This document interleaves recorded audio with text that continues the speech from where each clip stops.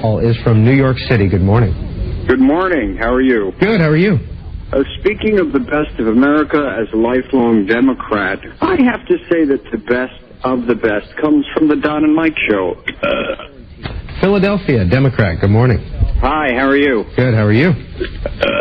Don and Mike. All right. Thanks. And our next call comes from Greenwich, Connecticut, Republican. Good morning. Good morning. I have to say that the worst thing in America today are special interest groups that are outrageous and have time to protest. How do these people have time to protest? First of all, if they hold jobs, and second of all, why are they not listening to the Don and Mike show? Oh, dude! Thought you were sincere there for a minute. Stay tuned for your shot at big bucks. Sacred Sound, only on the Don and Mike show. Okay. Hi, Don and Mike. Hi.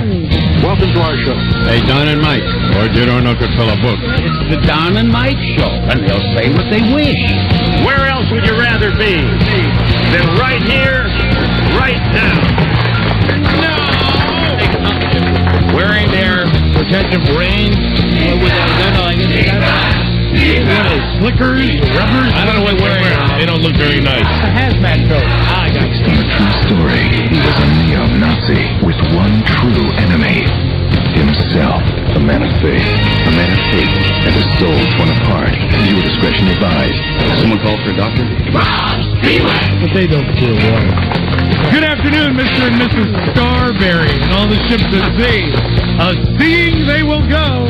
Don Geronimo and Mike O'Mara. Yeah, Robbie, and hi, thanks for listening, everybody. It's the Don and Mike show. New episode on this Thursday, March 13th. Okay, here's how you get a hold of us. From anywhere in America, 877-365-3636. From Canada,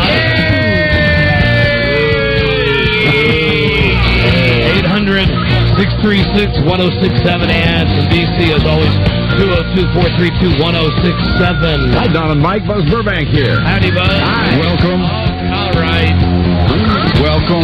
Even I'll get sick of this. Welcome. I'm playing it. Welcome. Hello. Hi there. Welcome. Okay. All right. Welcome. I'm not so sick of it, I'm not playing it, but I'm complaining about it. You're almost done with it. Dr. Freud, you tell me what that means. I'm the one that's playing the tape, while at the same time I'm saying I'm sick of it. You're a creature of habit, and habits are tough to break for you, but this habit will be eventually broken like they all are. Man, I gotta bite my tongue. Gotta bite my tongue right now. Right. Are you going to jump right in to talk about what you want to talk about? You can't. I thought. No, not that. Oh. Not that. What? You got another big zit on your Thank you. I didn't. Thank you very much. I said I was gonna. If only. All right. Next time, you know what? Next time you got one, there have been more times that I have not said a word when you've had a crater on your nose. But you just. That I have not said anything, and you know what? Next time, man. One is just next time, and you know you're going to get one. But the one is going just both gloves off. The one is just going away. And I got the one here. that's below your lip. It's my water. It's hormones. I don't know what it is. His hormones are raging. I don't know what it is, but it's very, very, very... Well, this one is gone, too, but hey, look, ready? You want to laugh? Look. You got a third one? I got one there, too. It's a pain in the ass. I'm 43 years old. Now you're all sexed up. That's what's causing it. Hi there, I'm Mike Smith. Oh, no. Please pop me. Well, you know, you do have one on your nose, don't you?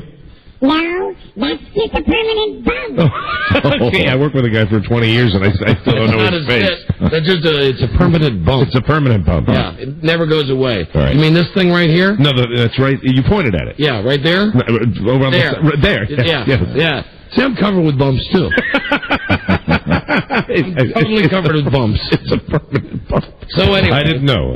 Hi, everybody. That was going to be a good half-hour bit, wasn't it? Yeah, it was. Thanks for tabling that. That's okay. You know, can I tell you, can I be honest with you today? I just go easy on me today. No, I've had a bad day.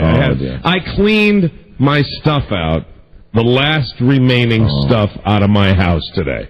That was my morning. That's what I did. I went into the house I used to live in, went up into the closet I used to use, and cleaned out the last bit of crap that I used to have, and the rest of it is going. So that's my and so I got a trailer at my house that's full of all my stuff, and it sucks. Well, it sucks. It sucks. It sucks. You'll be surprised why I attempted to bite my tongue about your zit. That of all people who would defend you and would stand up for you. Yeah. You want to know who actually lectured me yesterday about you?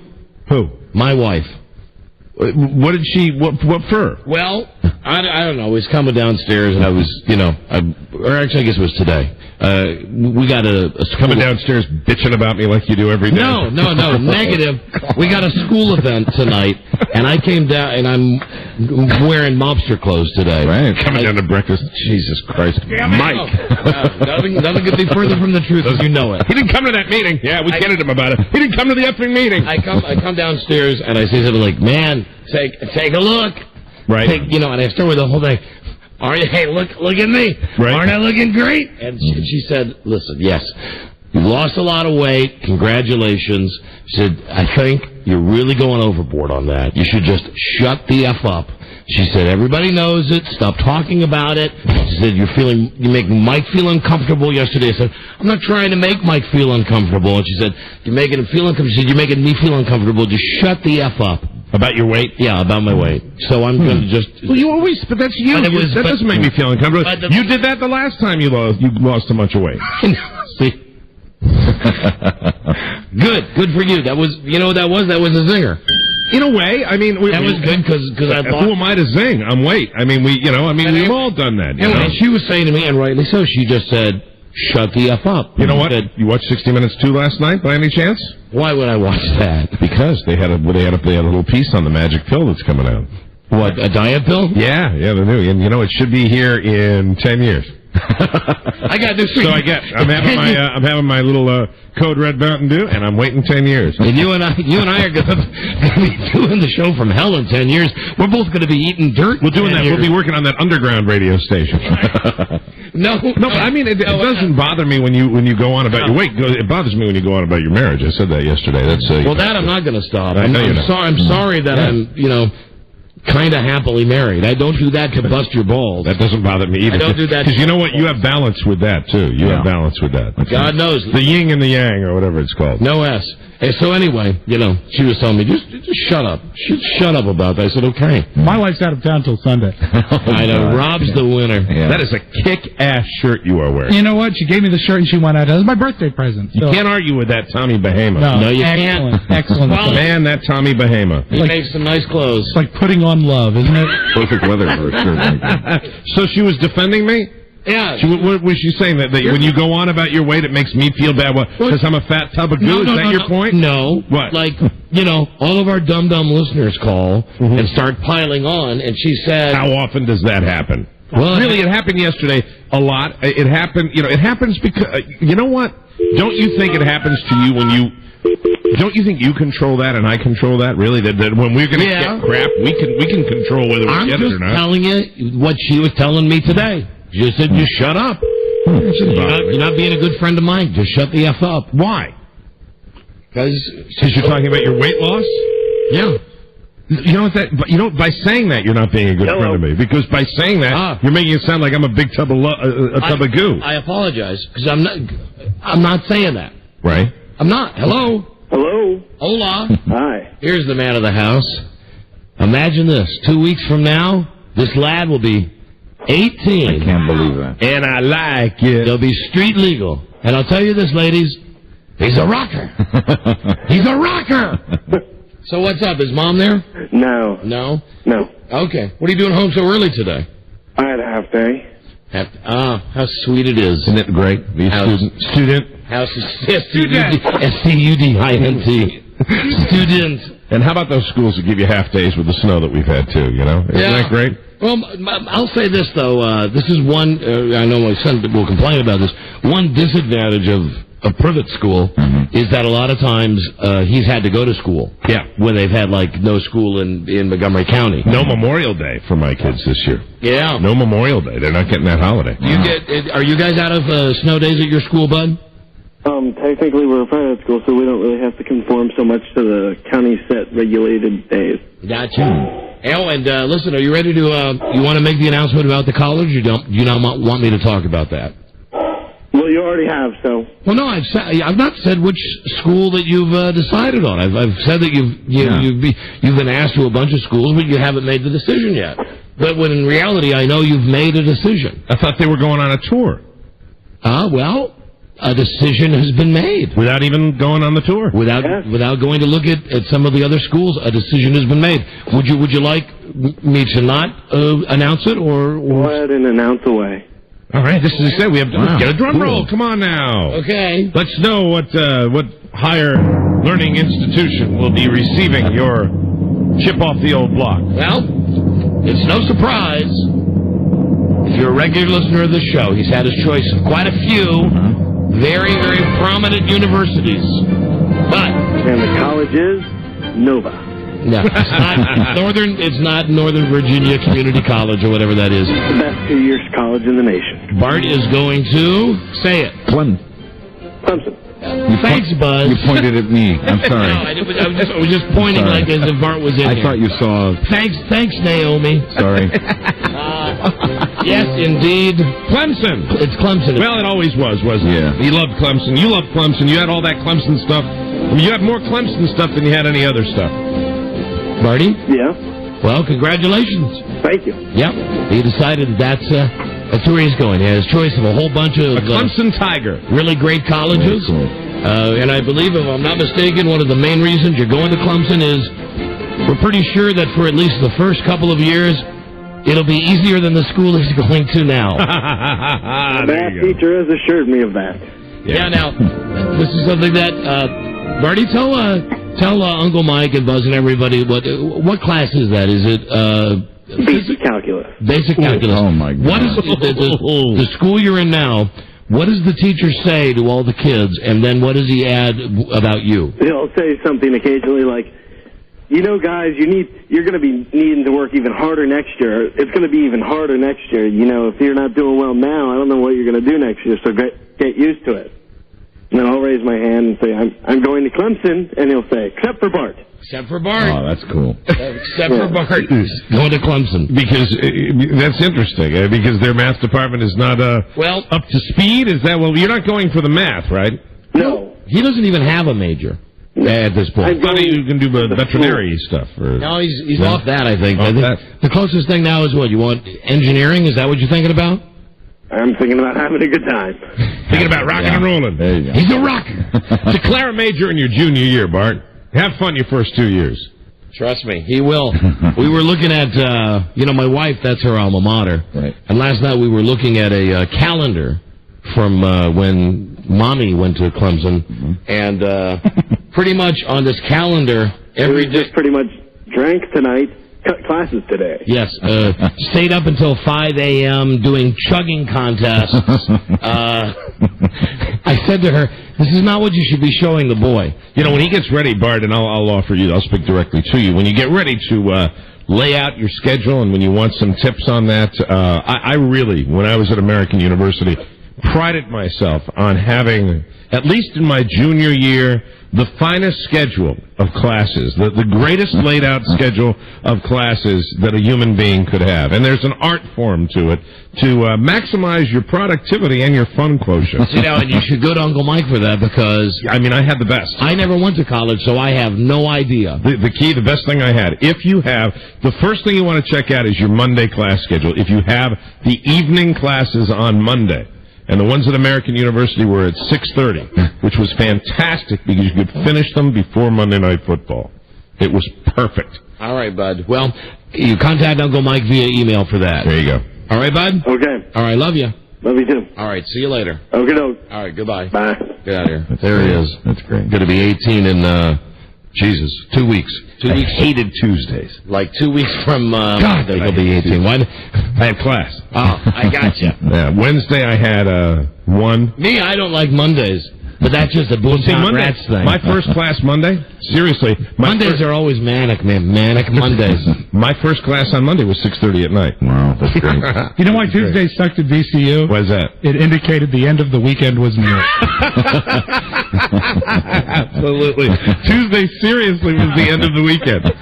The weekend, really, for me, I shouldn't say this, because, we're influencing minds around No, this. we're Right. not. So, my schedule was basically, I had Monday night, I would have one class. Monday was a day of recovery because Sunday was football day. And so we hung out and we partied all day on Sunday watching the football games. Then Monday was really the day of recovery. Had a first class 6:30. Had two classes, back-to-back classes on Tuesday, which really sucked. And then Tuesday evening was Tuesday night at the Tavern when I was a hot rockin' college DJ and I spun records for WAMU. And we would just sit there in the Tavern. And so Tuesday was great. Then I had one class on Wednesday, and then really the weekend began. Wednesday night was kind of a slow. I had lots of classes on Wednesday. Thursday, light schedule because Thursday was the beginning of the weekend. Yeah. Then you had your Thursday, your Friday, your Saturday. Then back to the whole thing on Sunday when you had football. It was absolutely a wonderful schedule. And the worst weekend I ever had at AU was when I missed my 6:30 on Monday night. That's when you know you're in bad shape. That's a great weekend, right? When you're so bad, you can't make a 6:30 p.m. Monday class. It wasn't a recovery issue because in those days, I was a young man. I recovered very quickly. I would tell you though, that was really when the weekend something came up, like around lunchtime, that was some cause for celebration. It might have been Mardi Gras Eve or something like that, but it was quite festive. I never did the whole big spring break thing because really it was a time for me to dry out. When all the other kids would go off. For you, it was constant spring break. I would really just stay in the dorm while they'd all go off on spring break and just sit in my own filth. Hello there, Don and Mike Show. Hi. I'm proud of that kid. Yeah. Way to go, Bart. He turned out pretty good. Hello. Hi, I'm a long-time listener, and I've probably been listening, since you came over from Wava. Right. And I just wanted to point out that 10 years ago or so, you guys had a marshmallow race in the studios. I remember this. Oh. I'd love to do that again. Okay, and you may recall, Bart called crying, saying that he wanted to participate in the race. It was more than that. It was like 12. It was like 12 years ago because he had to be like 5 years old. Yeah. The deal was you had to put a marshmallow in between your butt cheeks and run down the hallway. And then the contest was if you could run down the hall with a marshmallow between your butt cheeks without it falling out. And then you had to eat the marshmallow. See, it's great, isn't it? It was one of the funniest damn shows. Yeah, the winner could win extra money if they ate somebody else's marshmallow. Somebody else's marshmallow. Probably couldn't do that today. And my kid was just little. He was like 5 at the time, and called in crying because he wanted to play the game. He wanted to do the marshmallow races. And you told him when he turned 18 that he could do it. I bet he's calling back now. I'm wondering when is the marshmallow race going to be with Bart? How in the name of God do you remember that? Yeah, do you remember that? Hold on. It was so damn funny. I mean, he was beside himself. Yeah. He wanted to eat marshmallows so bad after having it between his butt cheeks.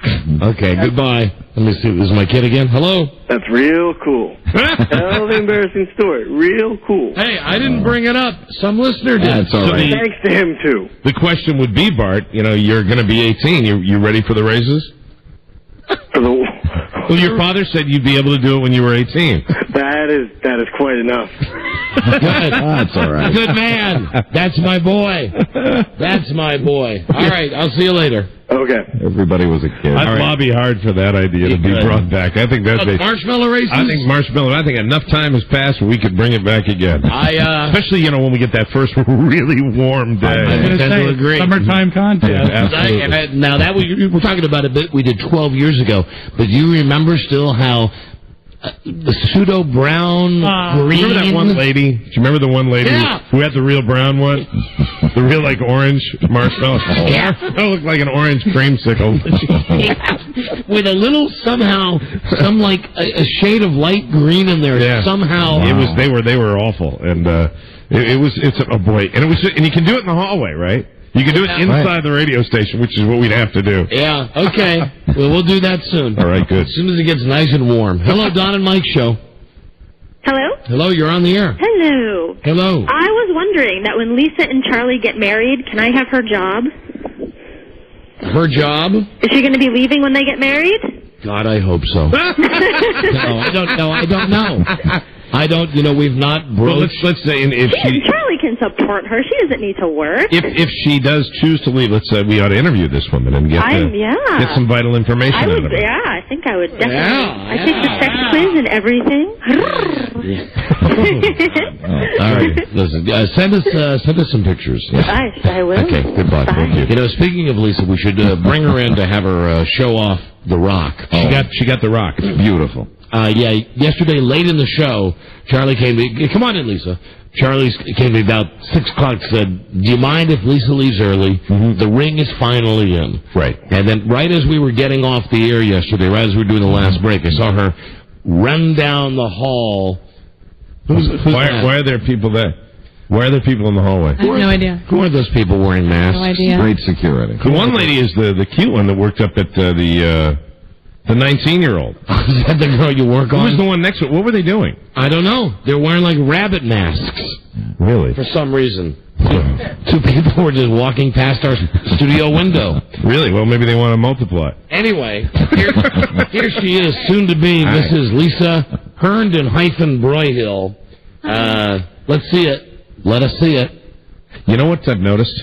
You ready to have a funny here? Yeah. She's starting to dress like Broyhill now. I'm not. What do you mean? Look at the outfit she has. Hold on, stand up. Let me see what you're wearing. Except for the jeans, that's kind of a Broyhill outfit. Look at the top. She's got like stretchy, like the running athletic clothes. wear. Right. I have a soccer game tonight.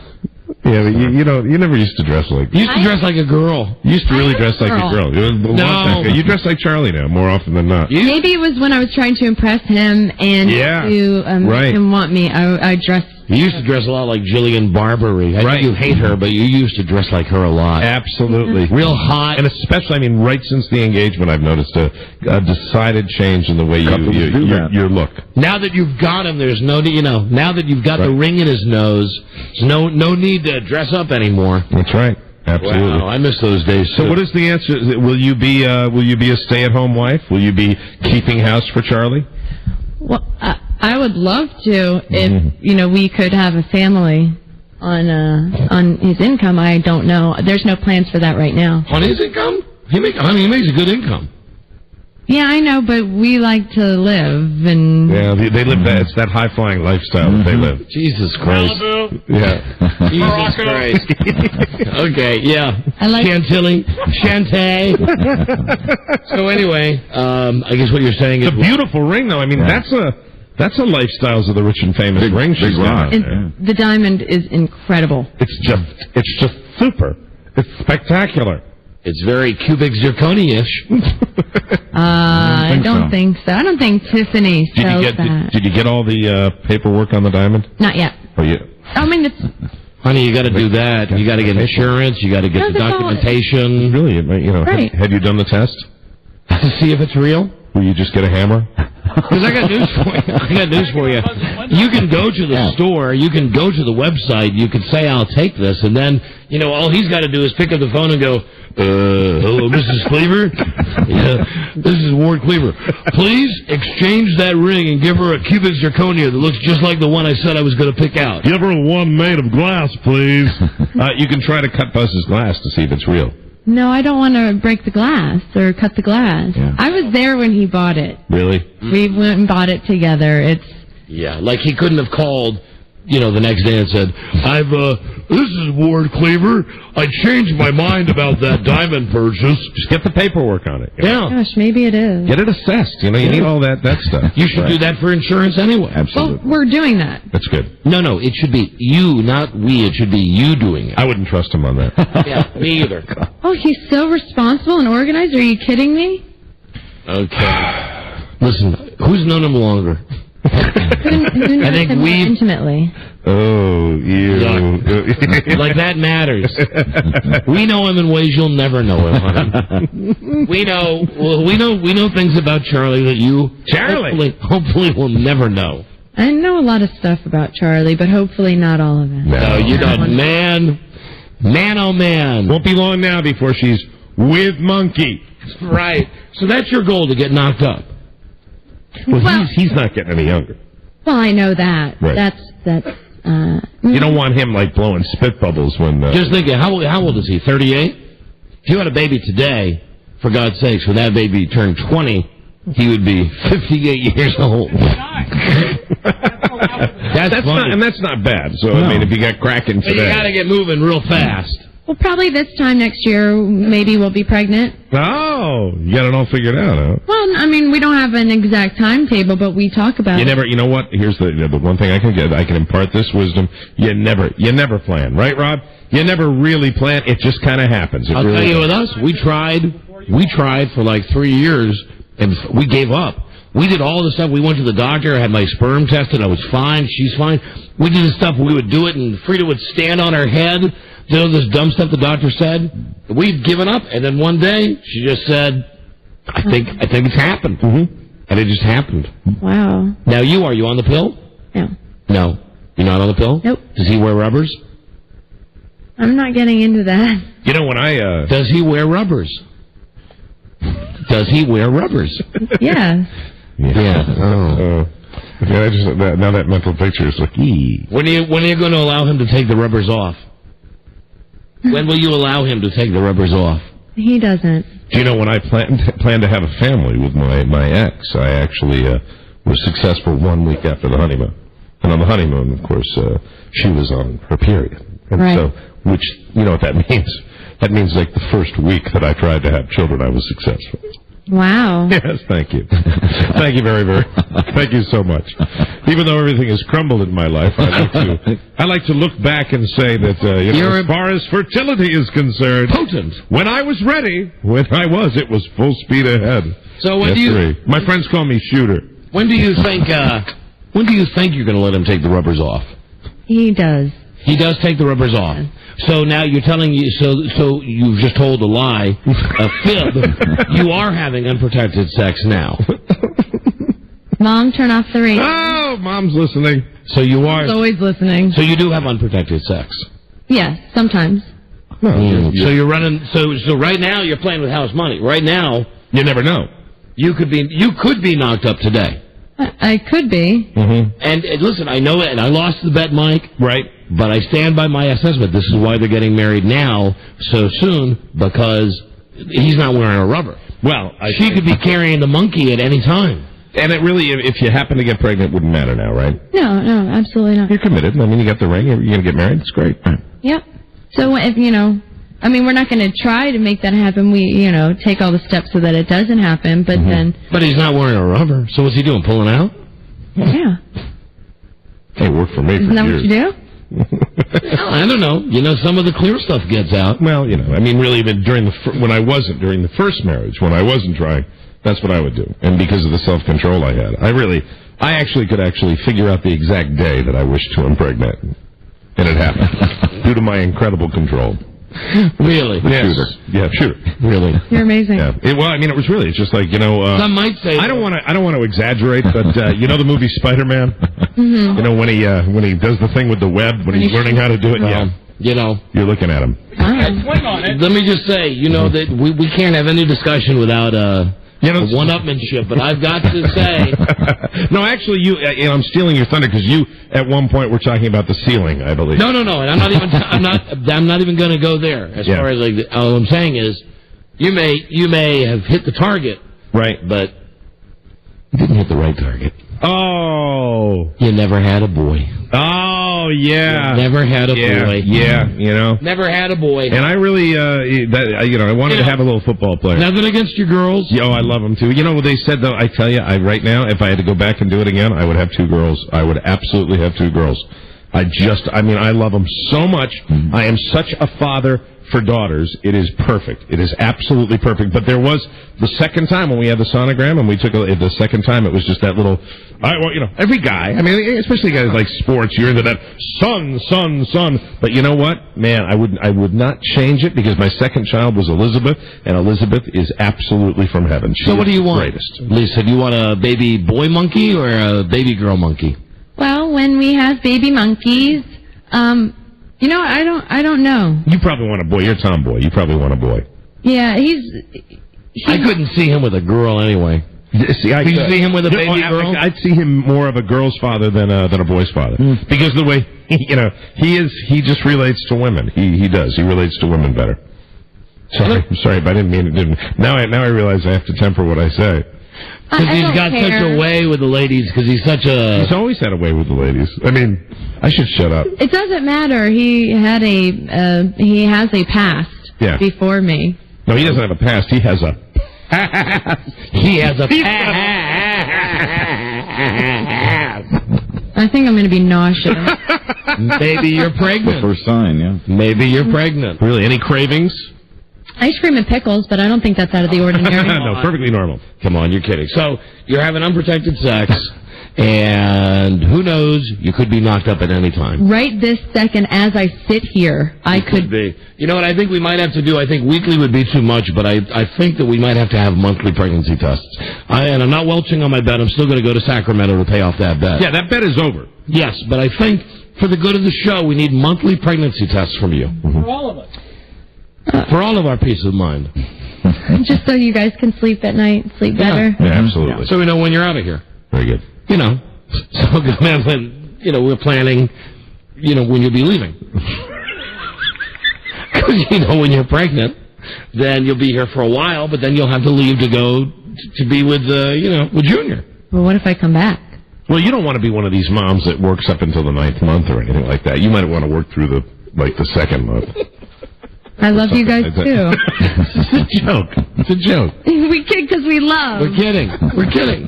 Yeah. And who knows?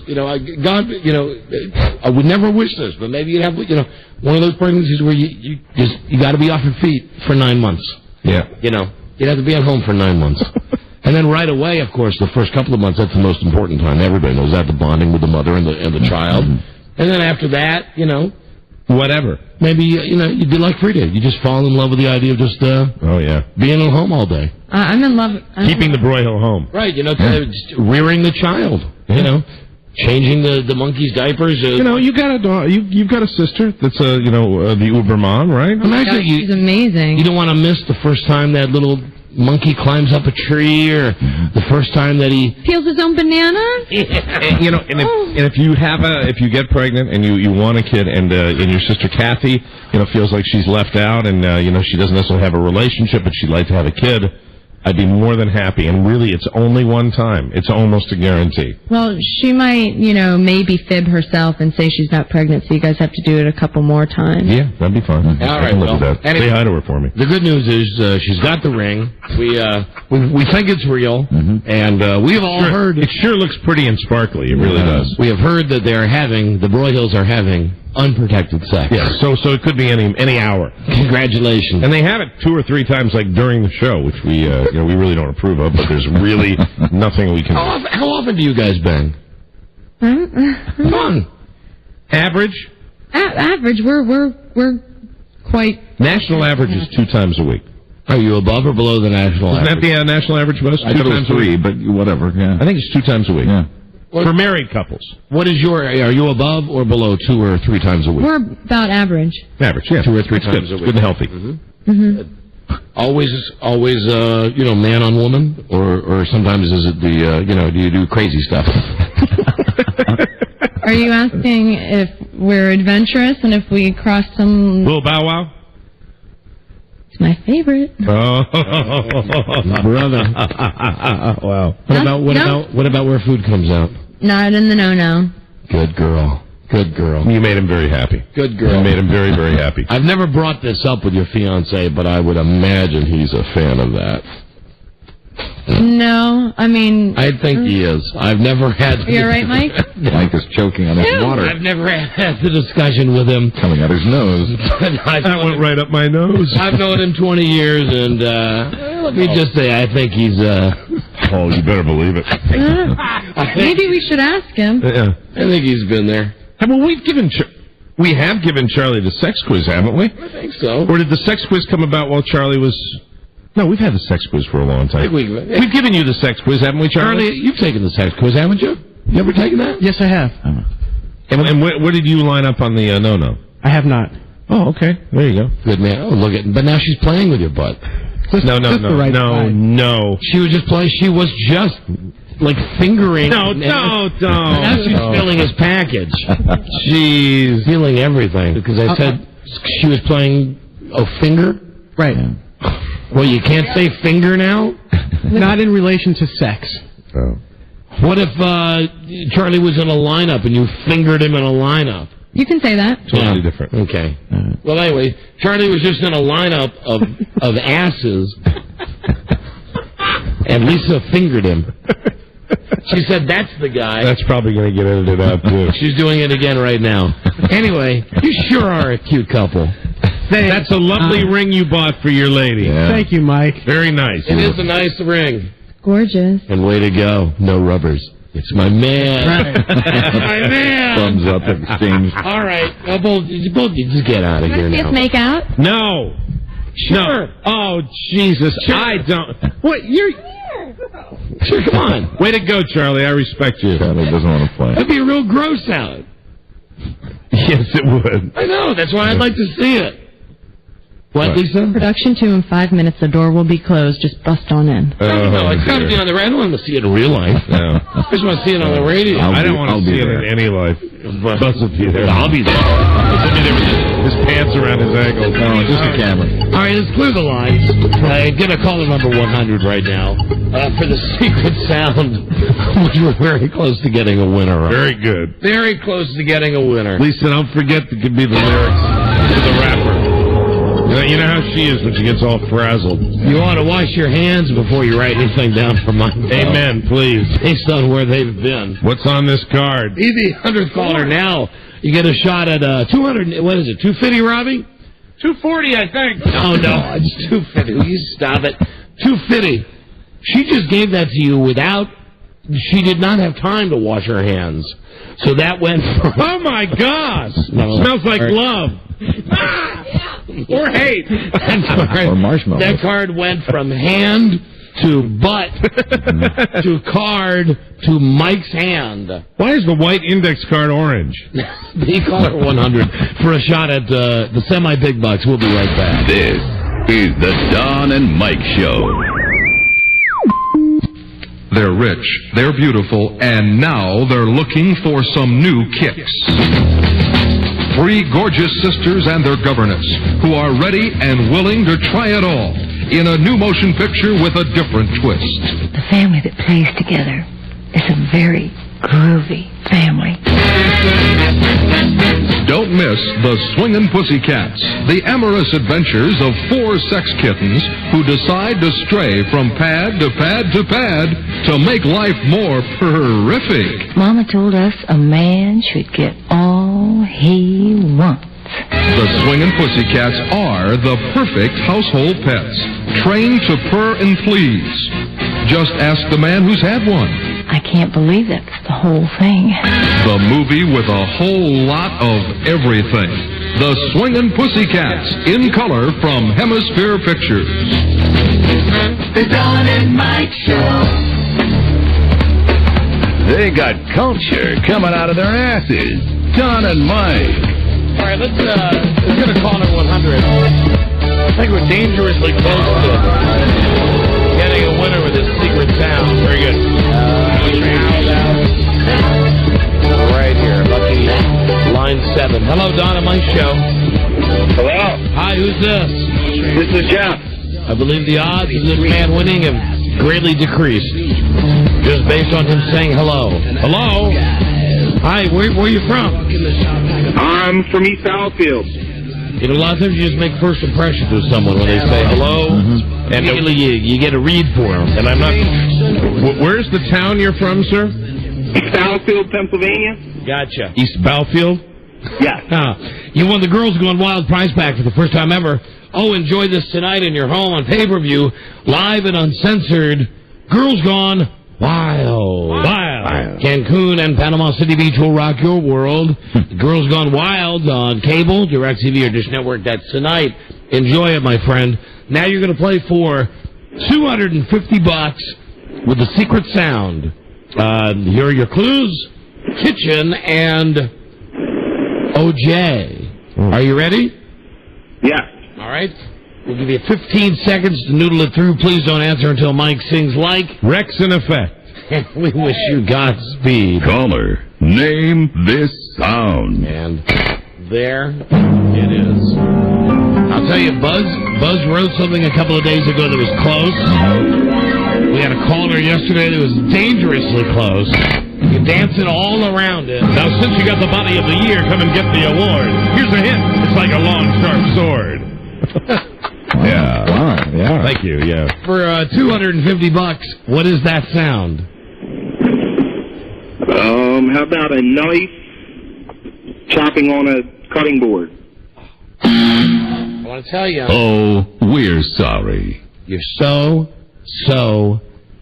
close. The dance has begun. You're so close, you could smell Nicole's blood. That's how close you are. Thank you, my friend, and don't forget that every guess is a clue for you. You got one, Buzz? Hold it up. Yeah, this is my latest refined. No, that's not it, Buzz. Oh, man. But you guys sure are getting close. Wow. Okay, we'll have Mr. Skin, not now. He'll be on our next break. He had something to do. We got either Don and Mike mailbag. We have a bunch of letters, wacky letters. But and I got something from Playgirl magazine. They want you in there finally? No, Confessions of a BJ Queen. Oh. And Rachel's tips for giving a great BJ. Boy, it seems to be a theme with the doctor yesterday. And, incidentally, she was wonderful. Yeah, I was going to ask you. I mean, really, she's an older woman. Leah Schwartz, you bang her hard last night? It was tender. It was sweet. It was over in about 18 seconds. Unprotected, Mike? Oh, yeah. Totally. Yeah, absolutely. Made her. But I think she's too old to bear you children anyway. I think so. And a little anal. It was great. It was fantastic. Now, why is it when I mention Broyhill and anal, you go, ugh. But if it's you and anal... Because I take it very seriously. What, and he doesn't? I don't think so. Well, he doesn't. He doesn't. You see, I do and seriously. It's, you know what, when I'm doing that, it's serious. I've never done that. I'm a virgin in that regard. Except for last night. Except for with Leah, with Dr. Leah. She made it so easy. But you have... Well, listen, I don't want to go down the whole Hershey highway, as it were. You've experimented... That's so inaccurate. You've experimented in that area by touch. Yeah. Yeah. Well, but not. It's gross. Not really, not frequently, and not really. But you have. Sure. Yeah. I have. Listen, here's a quiz for you. Good. Who's the biggest C in the world? The biggest C in the world, Kathy Lee Gifford. No. Think more in relation to this show. Who's the biggest C in the world?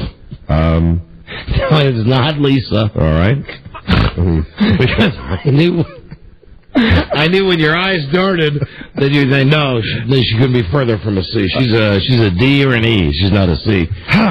Mike, I'm surprised you didn't wait, I got it. Yeah. I didn't do any. Of course, you knew she was going to give me a look. You knew Lisa was going to give me a look. No, right. It's, of course, Patty Heaton. Patty Heaton from Everybody Loves Raymond. What has she done now? Well, here's what she's done. This is from, she's Raymond's wife on Everybody Loves Raymond. And just in case you don't know, very briefly, the background with her. We had her on the show a couple of times. She was nice. She was funny. Then one time we had her on, we wanted to give her the sex quiz. She got all uptight. She flipped out. She called Les Moonves, who was the president of CBS Television, and him call Mel Karmazin, who was the president of Infinity Broadcasting, to get us fired. Yes, let's hear it from Mel. Hey! Where the hell's his picture? Who stole his picture? Oh, no. We had a charcoal drawing of Mel Karmazin that normally hangs in the studio. It fell this week. Oh, I believe it's being... my God. Was it put up with tacks? I think it was put up with those... Drywall screw. Okay. It's sturdy. It was the frame, actually. Really? We didn't put it up with push pins? No. We put it up with the strongest... So it's being repaired? I believe it is. All right. Okay, hold on. Let me just... I can't figure these phones out. One minute they're all lit up, and the next minute... I can't believe nobody's calling on any line. Well, no, that's not accurate. Something's wrong. See, now the phones have just... For some reason, now they've been activated. Activate. I can't believe no one's calling. Hanging on on your every word. No, Rob, they're not hanging on our every word. Something's wrong with this phone system. Someone should just alert the people that there's something wrong with the phones. Now, see? Oh, maybe no one was calling, because now they're all ringing. I don't know. All right, anyway. Told you. Okay. The system sucks. Yeah, I know. This is supposed to be our brand new, the whole state-of-the-art. Even the look of them. The flashing lights. Yeah, I mean, they're just not... Still looks like the Bat computer. Remember that on Batman? Right. When Batman would go down to the Batcave and on the computer lights, or like any bad 60s or 70s science fiction show, and there were just like Christmas tree lights in a big metal box. Right. Don't you agree, I mean, that the old one right here to the right is easier than the new one? Oh, absolutely. I mean, that shows you what's ringing as opposed to this that has this... looks like you're looking at the billboard of the Flamingo Hotel. Even if it really was like the Batcave, it would have to be labeled the new phone system. Yeah, next to an old phone system. Anyway, well, all right, they're all ringing. You guys were there. But what did Patricia Heaton do? All right, she is in Esquire magazine, and here is the picture.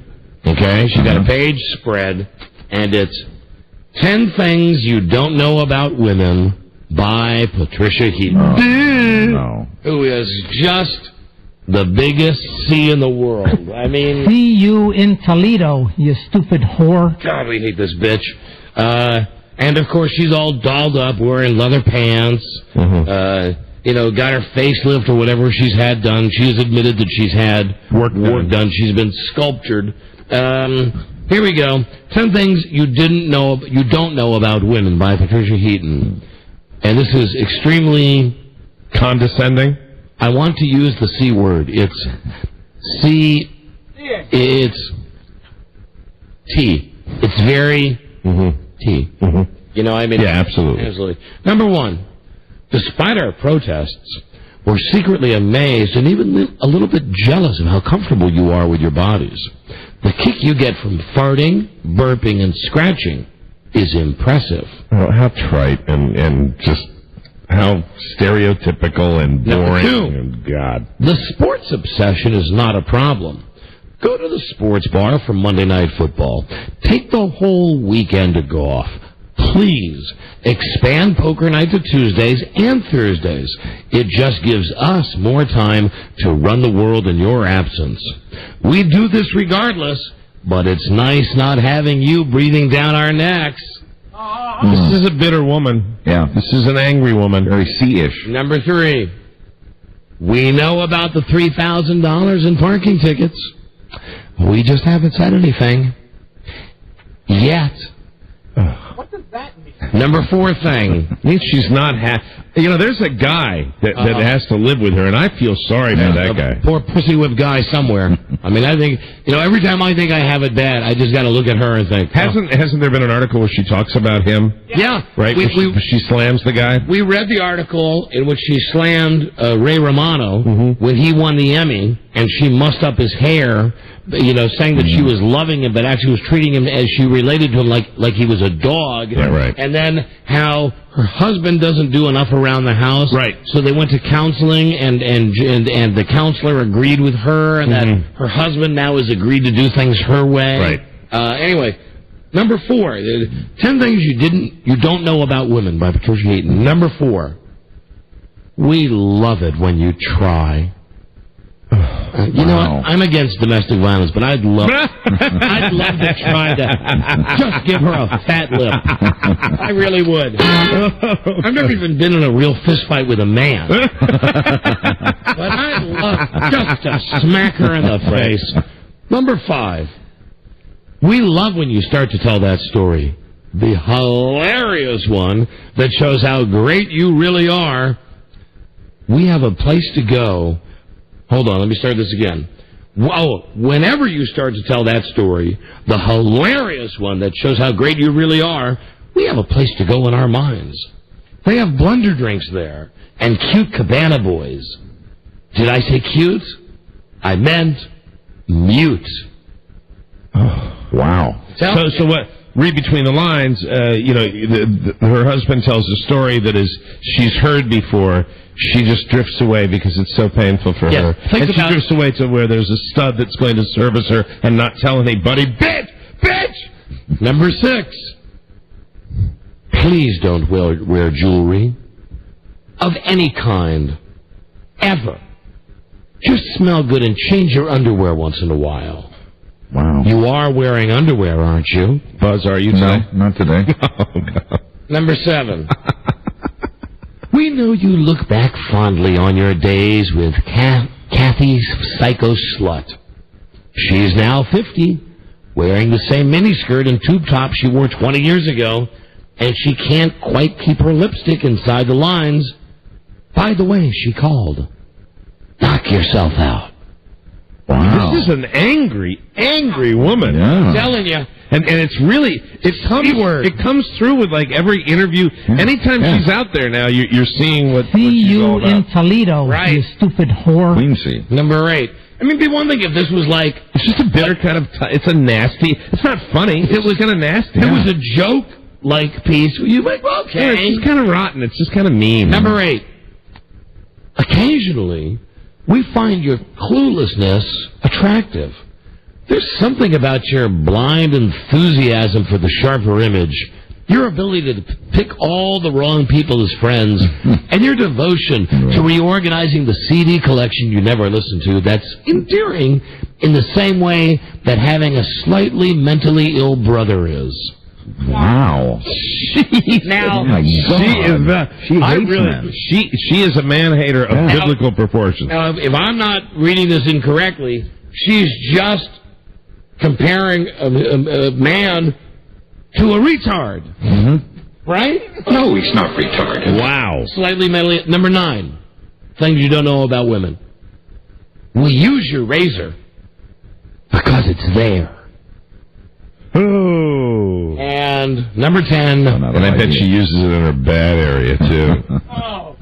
If the house were burning down and we could take only one thing with us, it wouldn't be the red Milano, some kind of shoes, I guess. She's talking to some designer brand of shoes. It would be you. But you'd have to carry the shoes. Wow. God. So is that her attempt to be sweet? I guess. That was her attempt to be nice at the end. Yeah. I'm balling out my fist right now. I can see that. I would just go, boom! And I've never hit. Right. Yeah, I've never hit anybody in my life. But the more I read about her, the more I see her. After we had that episode, the more I see her. God, I wish I could just say the word. Well, you don't have to worry about it. You know what? There's a guy. All right. Can't people see what I'm trying to say? I'm sure they know by now. Yes. You don't worry about it. There's a guy that you just have to feel sorry for. Yeah. There's a guy that's made a terrible choice in his life. Mr. Heaton? Right. I don't get it. I don't get her whole thing. It's very, very strange. And why would Esquire go with this? Esquire is a men's magazine. Yeah, I'll tell you why. Because the reason you just did it, the way you reacted, and the way we reacted. They're no dummies. And I read Esquire all the time, and they are. I love that publication. I think it's one of the best on the market, and they know exactly what they're doing. They know that everybody in their readership is going to go, hey, see? Remember when she said about using our razor? Yeah. I think we should just start leaving out straight razors. And hope. Roll the dice, baby. And look at the picture. And the picture of her, of course, wearing leather pants, hands on hips, very assertive. Right. Dyed... And she's all special, because she... Dyed red hair. Those aren't things we don't know about women. Those are things she hates about men, for the most part. Nothing to do with That's right. Right. It's a ruse. Right. And, there's something I don't like, the thing about farting and burping. All right, that's standard. That's your standard, non-creative. But what's the thing about don't wear jewelry? I mean, what, a man can't wear a watch or a wedding ring? That's her little thing. That's her thing. Who knows? Please don't wear jewelry of any kind. Yes, although as I look in the picture, she has on 2 necklaces and 2 rings herself. Of course. More for her. And I don't get this thing. Her husband must have had something going with a girl from back in the past, because Yeah, the mini the thing about tube top. Kathy Psycho Slut, who's now 50, and can't keep the lipstick between the lines. Wearing the same miniskirt and tube top. Knock yourself out. By the way, she called, knock yourself out. Wow. I'd like to knock you out. You dumb... Well, there she is, and just she's almost becoming Elvis-like. She keeps giving. Hello, Don and Mike Show. Hey, Don and Mike. My name is Jennifer. I'm a longtime listener. I love your show. Thanks. And I just wanted to call and say that I think Patricia Heaton is a pig, and I would much rather listen to Sharon Osbourne and her filthy language any day than that dumb broad. You know what? And Sharon Osbourne, Sharon Osbourne is a lady. That Sharon Osbourne, you want to talk about somebody who really, you cut through all the crap and all the hype about the Osbournes. And you know, Don, I'm late to the party on the Osbournes. In fact, I'm not even watching it as much as I did at the beginning of this season. The love, the genuine love, believe it or not, and respect that those two, even though he is like bumbling, drug-addled mind and everything like that, it's just wonderful to watch. It really, it's like the most loving couple I've ever seen. Welcome to the world of Mike. Yeah, this is like everything it was written though a year ago. No, but I mean, it really is. It's amazing. No, but this year they didn't. When they did, the one thing they had this year was the exchange of the vows that they had this year. That's what I'm referring to. I saw that episode too, and that was just really, really amazing. And when you really realize that she has been through the cancer that she has been through, that's and she doesn't get. I think it's a rare woman who's really not fazed by men, and I think a lot of women unfortunately get fazed by men. I'll tell you this about Patty Heaton. I used to here's the music. Everybody loves Raymond. When Monday Night Football was on, of course, I would never watch any. I wouldn't watch CSI Miami or anything. I'd watch football, but then I always looked forward to. When football was over, I'd watch all those shows on Monday night that I never got to see. Right. Well, I think Everybody Loves Raymond is a funny show. Very funny. I genuinely like Ray Romano. I think he's fantastic. The guy who plays his brother is good. Doris Roberts, I think, is one of the funniest actresses on television. Peter Boyle, best man at John Lennon's wedding. Young Frankenstein.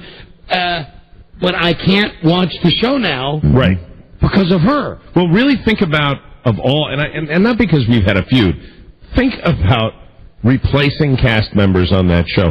Who is the one cast member that really would not be missed? Who could you plug anybody into? And if you look at the old reruns, like Channel 20 runs reruns every night at 7 and 7:30, right.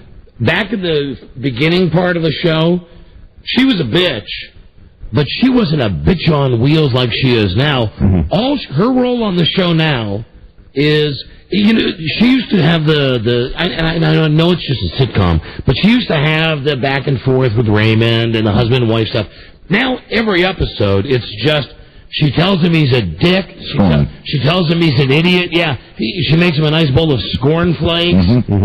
Every episode is just her running him and I know it's a made-up TV show, but I got to think she has some influence into the character. Right. And the real Heaton is coming through. Boy, we got a lot of people want to talk about Patty Heaton. I'll bet. Man, oh man. Hello, Ryan. Yeah. Hey, what's going on, Donnie Mike? We're talking about the world's biggest bitch. Absolutely, man. You know what, guys? I 100% agree. Me and my girlfriend watch the show all the time, and it's funny. I don't know. The last woman caller just called in. She was agreeing too. But you know what? It's funny. I watch the show with my girlfriend all the time, and she always thinks that Ray is acting like an idiot, and that whatever her name. All right, we'll go to another caller. Hello, Don and Mike Show. I mean, was it me? I didn't understand the thing that guy was saying. No, well, I'm deaf. Hello. Hello. Don and Mike, hi there. Hey, are you sure that's Patty Eaton or my girlfriend or my mom? Because they such bitchy comments, man. Yeah, well, it's just there's nothing in there that's funny. I don't know why it was written. It was written to be just nasty because that's all it is. Patricia Heaton is the star. Is the star. Not really. Of Everybody Loves Raymond. Do you believe that? No. Hello, Don and Mike Show. That's what it says, a little bio underneath this thing. Amazing. Hey, how's it going? Hey, you're on the air. Yeah, I think I know why she doesn't like men with jewelry. Why? Because if you have a ring on and you just catch her right above her eye. Oh, stop it. Punch her in the face. Okay, stop. Odd. He's right, you know. Rob's right. Hello there, Don and Mike Show. Don. Yes, and Mike. Hey, what's up? Hey. I was flipping through a magazine a couple weeks ago, and here's the really scary part. She has 4 sons, and she's going to raise a bunch of, fancy boys. Fancy lads. Do you remember the last article we read where she said that she doesn't allow her children to watch TV after 4:30 in the afternoon? No, and get this. Her one kid is like 4 years old or 5 years old, and he still has a pacifier in his mouth. Like, what's up with that? It's a little... Really? Yeah, like, all the boys, they're all getting beat up at school, and... Wait a minute, 4 years old and the kid's still got a pacifier? Yeah. I wonder if he still is sucking on Mommy's teeth. Oh, God, I hope not. Oh, my God. 4 years old, that's... Yeah. Wow. Hold on, we got to go to a guy who says he works for Patty Heaton. Oh, my God. Is this true, Randy? Yes. How are you? Guys got a real rocket show, I want to say. Thank you. You worked for Patty Heaton? Well, I used to clean carpets and upholstery, and I would, about every 6 weeks or so, go out and clean carpet and upholstery for her, and I have to agree that she's a real CU in Tijuana. She's a real piece of art. Did she ever give you any grief? Oh, my God. I was a total dirtbag to her. I had to use the back door only. I mean, she specified that? Oh, yeah, she goes, you will not use the foyer entrance. You will use the back door. Oh, my God. I've seen her boot her dog a couple times. What? You've seen her kick her dog? Yeah, and I caught her chewing her toenails one time. It was pretty nasty. It was nasty. Come on, I don't know if I believe this. I don't believe it. Where did you live? This was down in San Diego. I worked for a chem-dry down there, and she was sitting on the couch, and I walked by, and she had her leg pulled up, and she was dying on her big toe. What year was this allegedly? Oh, this was back about 91, 92. Wow. All right, maybe you're on the level. All right, thank you. Yes, sir. See you later. Yeah, I believed him up until the toenail part. I still believe it because I want to. Hello, Don and Mike Show. Hello. Yeah, you're on the air. Hi. Hey, my wife loves her, and I don't know what I'm going to do. Because I can't stand the bitch now. I listen to you guys talk about her, and I agree with everything you got to turn your wife on to some of this stuff about Patricia Heaton. Because, I mean, even a bitchly cow corn type woman has to read something like this and go, wow, this lady's got a problem. Mm-hmm. This is a real man hater. Yeah, I'd love to see an analyst take a look at that and say, what does that mean, Because this is not a humorous article. And there have been themes. I mean, she has been quoted in publications recently, and there seems to be that man-hating theme that exists. And, you go back to really when she was on our show, and she just didn't want to have any fun. And this, this is a guy's environment. It's obvious. And she just really was hostile towards us. And I think really it was unjustified. Mm-hmm. Well, I remember exactly. We have a bit called the sex quiz. Right. You can take it or choose not to take it. We were very polite with her, and she said, I don't want anything to do with anything that you guys are discussing. But she dropped the S-bomb twice. Yeah, I mean, what is this S? Yeah, we had to dump, and then we started on the offensive with her. We said, wait a minute, hold on. You're asking us what this S is. You're using language that can't be used on the radio. And then it just completely deteriorated, and then she got us in trouble. It happened when the Emmy was won. Mm-hmm. Because remember, her first visit went quite swimmingly. Yeah, when we were actually face-to-face. Right. Out in Los Angeles. Right. When this is a satellite thing we were doing with her where she lost her cool? Might have even been a phone. Phoner. It was a series of phoners that we got her on that. Hello there, Mike in Baltimore on Live 105. Mike. Hey, Don, Mike. Hey. Hey, could you imagine having this bitch for your mother-in-law? No, could you imagine this bitch as any woman in your life? Yeah. As your mother, your wife, your sister? God forbid if you were growing up in a home and she was your older sister. Yeah, it's tough. Very, very difficult. Or like that other lady said, can you imagine those 4 boys? Well, you put everything together and it just seems to be a theme, and this seems to be getting worse. Yeah. Irvin, hello. Hey, Don Mike. Hi. What's up, guys? Hey. God, that chick, what a bitch. She's the reason why dudes are having more and more problems getting laid in the bars. They go and read stuff like this, they're ruining it for us. All right, thank you. Blame it on that. Thank you. Right. Hello, Don and Mike. Hello. Yeah, hi. Don and Mike. Yes. Number one, you guys rock. The reason she, borrows a razor is probably to shave her back. All right, thank you. I think maybe that's already been said, but thank you. She'd like my PS2 game, The Getaway. Because all the Getaway is just blowing away guys all day and realistically blowing away men for no real reason. Hello, Don and Mike Show. Hey. Hey. Do you think that if, say, Ray Romano wrote that a bunch of feminists would be going crazy over it? Oh, you know it. If it was 10 things you don't know about men. And he was saying, just sit down, shut up, and don't just be there. The feminists would go crazy over that. Yeah, there's a bit of a double standard. Wouldn't that be great? Hello, Don and Mike Show. Hey. Hey. What's up? Hi. You know what I think should happen, or? What? You know that movie Overboard? The one with Goldie Hawn and Kurt Russell? Oh, Sad to say I know the movie, yes. That's what should happen to her. She should fall overboard, you want to lose her memory. Let me the tell rest you of the nation that in the movie, haven't seen that movie. Goldie Hawn is a rich bitch, really a rich bitch, and she's on her boat, and she falls overboard. Like one of the worst movies ever made. And she loses her memory, and she meets Kurt Russell, who falls in love with her. And he's like a real dirtbag. Who was the other guy in that? Who was the other? Wasn't there another character that played the? There was the guy who was the husband. There was a fat guy who played his friend or something. Oh no, her husband. Well, I don't know. It's an awful movie, but TBS shows it like twice a week. Yeah, it's a regular on TBS or USA Network. Well, at least it's not like on HBO, The Net. How many times are they going to run The Net? Hello, Don and Mike Show. Hi. Hi. I just wanted to tell you guys that when I was listening to you, it just made my whole day. I listen to you guys every day, and I think you are so much fun and great, and I've never heard such a little tinge of pain. Like, it hurt your feelings a little bit there, how she was talking about men. Patricia Heaton? Yeah, she's like a bitch. She is a bitch, and I agree 100%. I think she's a little nasty, and for her to go to your bosses and to go about anything that way and get all pissy about it. We're not just going off, and we do have a history, and we are biased. There's no doubt about it. I agree with you. I agree with you. But you should know. A lot of times we exaggerate about stuff. I'm not exaggerating when I say she called Les Moonves. She did all this off the air. She said the S word on the air. We had to bleep her out, and then she went really, and really, I got progressively, the way we understand it, got progressively angrier, and then we know that it went all the way up to the top. To the very top, because I remember Ken. And that has never been done, even when things have gone badly with a guest.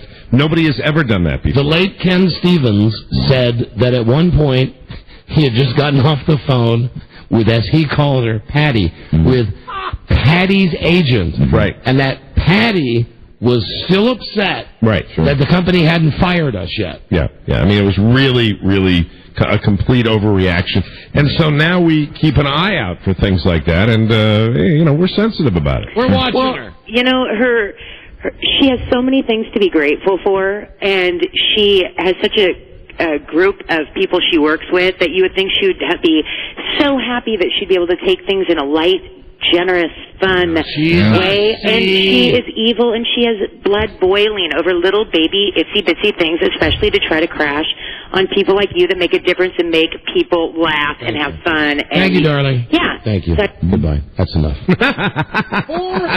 Rob. She was right. Hello, Don and Mike. Don? Yes, and Mike. Yeah, hi, Mike. Hi there. I just called. I told you about her 4 sons, and I just wanted to add, do you think when she spreads her legs for her husband to have sex, the furnace kicks on? God. All right. Wow. Hello, Don and Mike. Interesting she's getting that reaction from women. Hello. Hey, guys. You're the last call, because Mr. Broyhill, who has unprotected sex with his girlfriend, keeps coming in and giving me that break side. Hello. Hey, guys, love the show. Thanks. Hey, Don, you may not be able to hit her, but I think Leah might put up a pretty good fight. Cat fight. Leah Remini? Jello wrestling. I think Leah would kick her ass. Although definitely. Something tells me that Patty Heaton has a real mean streak in her that maybe Leah doesn't have deep down inside. Yeah. Maybe. Oh, I don't know. I've heard you guys maybe argue. You're right, Don. Yeah, I've heard you guys arguing. She can dish it out with you guys just as well as you can. So I think it'd be a pretty good one. It might be a good one. How about the widow remedy? Leah's mom. Leah's mom would tear Patty Heaton apart. Short work, don't you think? Yeah, short work. We got a break. We'll be right back. Oh, great. The equipment's busted. Patty Heaton did that. Patty did it. We had a nice out. No, I hit the thing and it didn't go. Oh, now there it goes. See it effed up. See what you made me do? See that, Patty? Patty? Hold on. Just let it kill. Yeah, okay. We got nothing else to do. No, this will be good. This will be good. How do you like the new phone system? Rob, you're killing me. Okay. So now I press it, it'll go. This is the Don and Mike Show. Only 3 times. What's this, a delegation? We just came down here to get you away from that radio. That's right, Herman. It's caused us nothing but trouble. Don't worry. I'm just trying to get some music so I can relax. Will you listen to that? The Don and Mike Show. Hey, Dad, I gotta do a record today. Is it okay if I play it on the phonograph? Well, of course it is. I think it's very nice for a young boy to be interested in music. You can call Don and Mike anytime from anywhere in America. 877-365-3636. They're ready to believe. What are you, retarded? No. Come on. Pride, sloth, greed, gluttony, wrath, envy, vengeance, Don Geronimo, and Mike O'Mara. Let me tell you, Jim Skin's standing by. All right. And we're going to get to Donnie's Naked Cruelty today as well. Tomorrow on the show, Evan Marriott, the real McGilla. Wow. That'll be interesting. Joe Millionaire. You know, enough time has passed where I'll be glad to bring up some of those questions that we all have. Yeah, and he will give him the text quiz. Very good. And I bet he'll take it, unlike Patty Heaton. Also tomorrow, the most beautiful, most dynamic woman in network TV sports, Nancy. Nancy will be here. Jim Nance will be joining us. You know, they got the big selection show this weekend on CBS for the NCAA. Mike, a reminder from me to you. That we owe Jim Nance money from the NFL season, and you got to get a check in tomorrow. Was it 5 bills? Might be 1,000. We might have gone double or nothing with him. Because we went double or nothing in the playoffs? Think so. Not sure. I got Lisa working. Did we have a Super Bowl bet with him? No, it was just he blew the Super Bowl. It was just the playoffs. He picked the Raiders in the Super Bowl, didn't he? Yeah, but we owe him money. I know we owe him money. I think you're probably right. It's $1,000 for the Three Amigos Foundation. But anyway, when Lisa was calling his secretary, they noticed that they have not received our check yet. You owe $5 and you owe $1,000. Wow. Why do I owe more? Because you went double or nothing in the playoffs. Where Mike I'm such a schmuck. All right, well, would you email Frida? Yeah, I'll take Please, it. thank you. You want to bring me a check tomorrow and I'll mail it off? Yeah, email me, okay? And okay, sure. Just remind me on that so I can do that. And because really, when you email me, there's about a 30% chance I'll remember. And that's shooter at... Anyway, tomorrow, Nancy. At AOL. Plus the brand new low-budget Jeopardy. A lot of stuff today. We're going to cram a lot today and cram even more tomorrow. And now it's time for Jimmy Skin. Jim McBride. We have the pleasure of having this guy on the show every week. And happily married Jim McBride. The website, the world's greatest, www.mrskin.com. I took his advice again, and I got the Elizabeth Hurley thing. Yeah. And damn, is she a fine-looking woman naked? Elizabeth Hurley's a pretty girlie. Is she fine? And my wife, I think I've mentioned this on the air, has noticed the habit that I'm in. We have Jim on the show Thursday. I was going to say, I've noticed the stains. I go to Amazon Friday. I have the video by Monday. It's like every Friday I order a video. That's very cool, though. And, and he does. You have never been disappointed by his recommendations. No, never. And here he is now. Hey, Jim. Hey, I'm going to have another one you're going to have to order today, too. So. Great news. Great news. Before we get to videos, I had, of course, the website, MrSkin.com. Right. We highly recommend it. Is there anything new in the theater, nudity-wise? No, theater's pretty weak. The two big movies opening tomorrow is The Hunted with Tommy Lee Jones, Benicio del Toro, and Connie Nielsen. No nudity in that. And then the other movie, I just wanted to mention, there's no nudity in it, but it looks like it's going to be pretty interesting, that Willard movie with Crispin Glover. That looks like, really, take the nudity out of it. Doesn't that look like it's going to kick ass? Well, because I was a big fan of the 1971 movie Willard with Bruce Davison and Ernest Borgnine, and that was TV movie of the week, you know, back when TV movies of the week were actually good, and they're remaking it, and that's kind of a cult. Like any guy that grew up in the 70s or 80s remembers that movie from reruns and stuff. It's every time you see a bunch of rats, you always think of Willard. I think of it because Mad Magazine did like one of their best parodies of Willard. It was hysterical. Hey, Jim, I know that we've asked you about her before, and that there's no nude shots of her, but we just saw over the weekend, my wife, my kid, and myself saw Old School, and we saw that the girl from 24 in Old School. Lots of shots of her wearing a thong. Right. And wearing the little short... Alicia Cuthbert. Yeah. Yeah. Oh, she's so sweet. I know we've asked you, but we have no nudity on her on record, right? No, mainly because she's so young, but it's good news that she's in movies. I mean, she was born in 1982, so we got to give her a little time to do the nude stuff, but it's cool that she was in Old School. That's a start. And you know, you really, as Mr. Skinner said before, you got to... She's also on 24 with the hottest show on television right now, and you're going to have...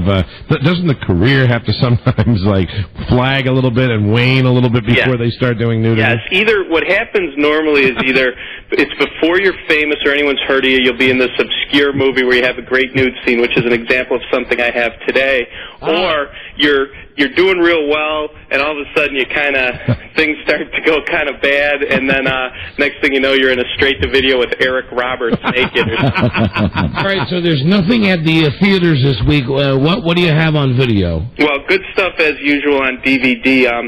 First, you guys remember that girl from MTV, Julie Brown. Now, I'm not talking about downtown Julie Brown, the other Julie Brown. The girl with big knockers? Yeah, big, huge breasts. Just Say Julie. She was in Police Academy 2. I guess they called her West Coast Julie to differentiate her from downtown Julie Brown. But this is an example of early in the career. She did this movie called Bloody Birthday from 1981, which...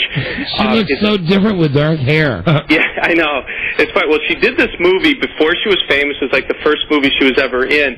And in the movie, about 13 minutes in, these two kids are peeping through a hole in the wall, and she's changing, and she gets completely nude. Now, it's butt and breast shots, no bush, but like I've always, she's pretty funny, but she's always had huge cans, and I always, it was always a thrill when, you get to know that someone with breasts like that has actually shown them, and this is Julie Brown in the movie Bloody Birthday from 1981. Those are perfect breasts. They are perfect. Yeah. And she has that kind of 80s, fuller figure thing happening that I kind of like, not the real skinny with fake breast look that's so common today. Exactly. Yeah, but she looks great. The movie's Bloody Birthday. It happens 13 minutes in. You get to see Julie Brown naked. Wow. And imagine that movie in 1980. So we're talking about a movie 23 years ago. Mm-hmm. But wow, hold up. And if you remember Julie Brown, and again, not downtown Julie Brown. I remember being annoying. Yeah. But hey, she's not annoying with her clothes on. No, not really at all. No. Hey, Jim, I know this is off topic. She's not the girl that was on Pee-wee's Playhouse, is she? Do you know the girl with the big knockers who was on Pee-wee's Playhouse? Natasha Lyonne was. Now, I don't know if that's who you're referring to, that played like Ophelia or something. Aren't you thinking of, what's her name, Miss Yvonne? Miss Yvonne. Yeah, maybe. In the prom dress? Yeah, who was Miss Yvonne from Pee-wee's Playhouse? I should know it. I don't. I know it's not her, though. Yeah, that one I'm not sure. It's been so darn long since I've seen that. I know... I know that Natasha Lyonne was on there. Even Phil Hartman was on there for a while on that show. But Miss Yvonne, I'm not sure who that is. All right, so I'm sorry to get you off track there. Oh, no problem. There's Julie Brown, and the movie is... The movie's Bloody Birthday from 1981. All right, let's move on to the next piece. Yeah. Well, I want to introduce you guys to one of my all-time favorite actresses. She's a little obscure, but you have to get to know her. Her name is Ushi Diggard. She was in a bunch of Russ Meyer flicks, and she did a ton of great TNA softcore stuff in the 60s and 70s. She's giant. Giant. She's from Sweden. Wow. She came here, and she's probably the most mainstream movie you might know her from. Remember the old movie Kentucky Fried Movie? Oh, yeah. Where the girl, remember in the shower where the girl's breasts are pressed up against the glass? She's having sex with the guy, and there's that wild sex scene in the shower? Right.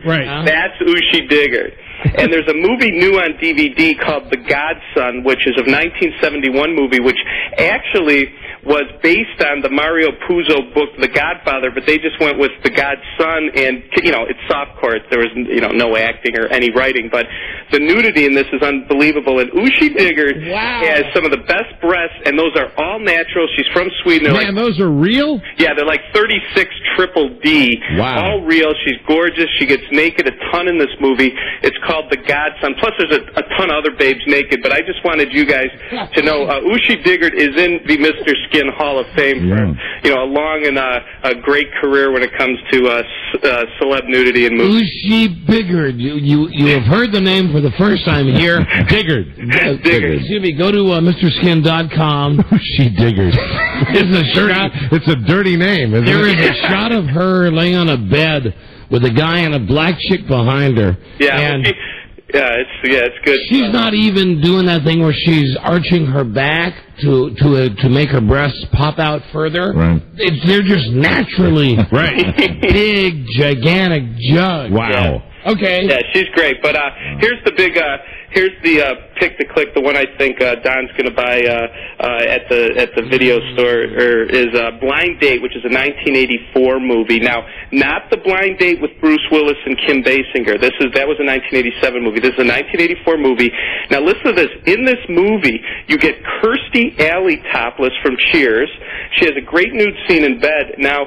And what's also cool about this DVD is they added additional nudity, an additional scene that's not on the old videotape, and this videotape's even really hard to find. But the good news is this is a brand new release. It's called Blind Date, 1984. So you get Kirstie Alley naked in bed, and the same movie for you Star Trek geeks, Marina Sirtis, who plays Deanna Troi.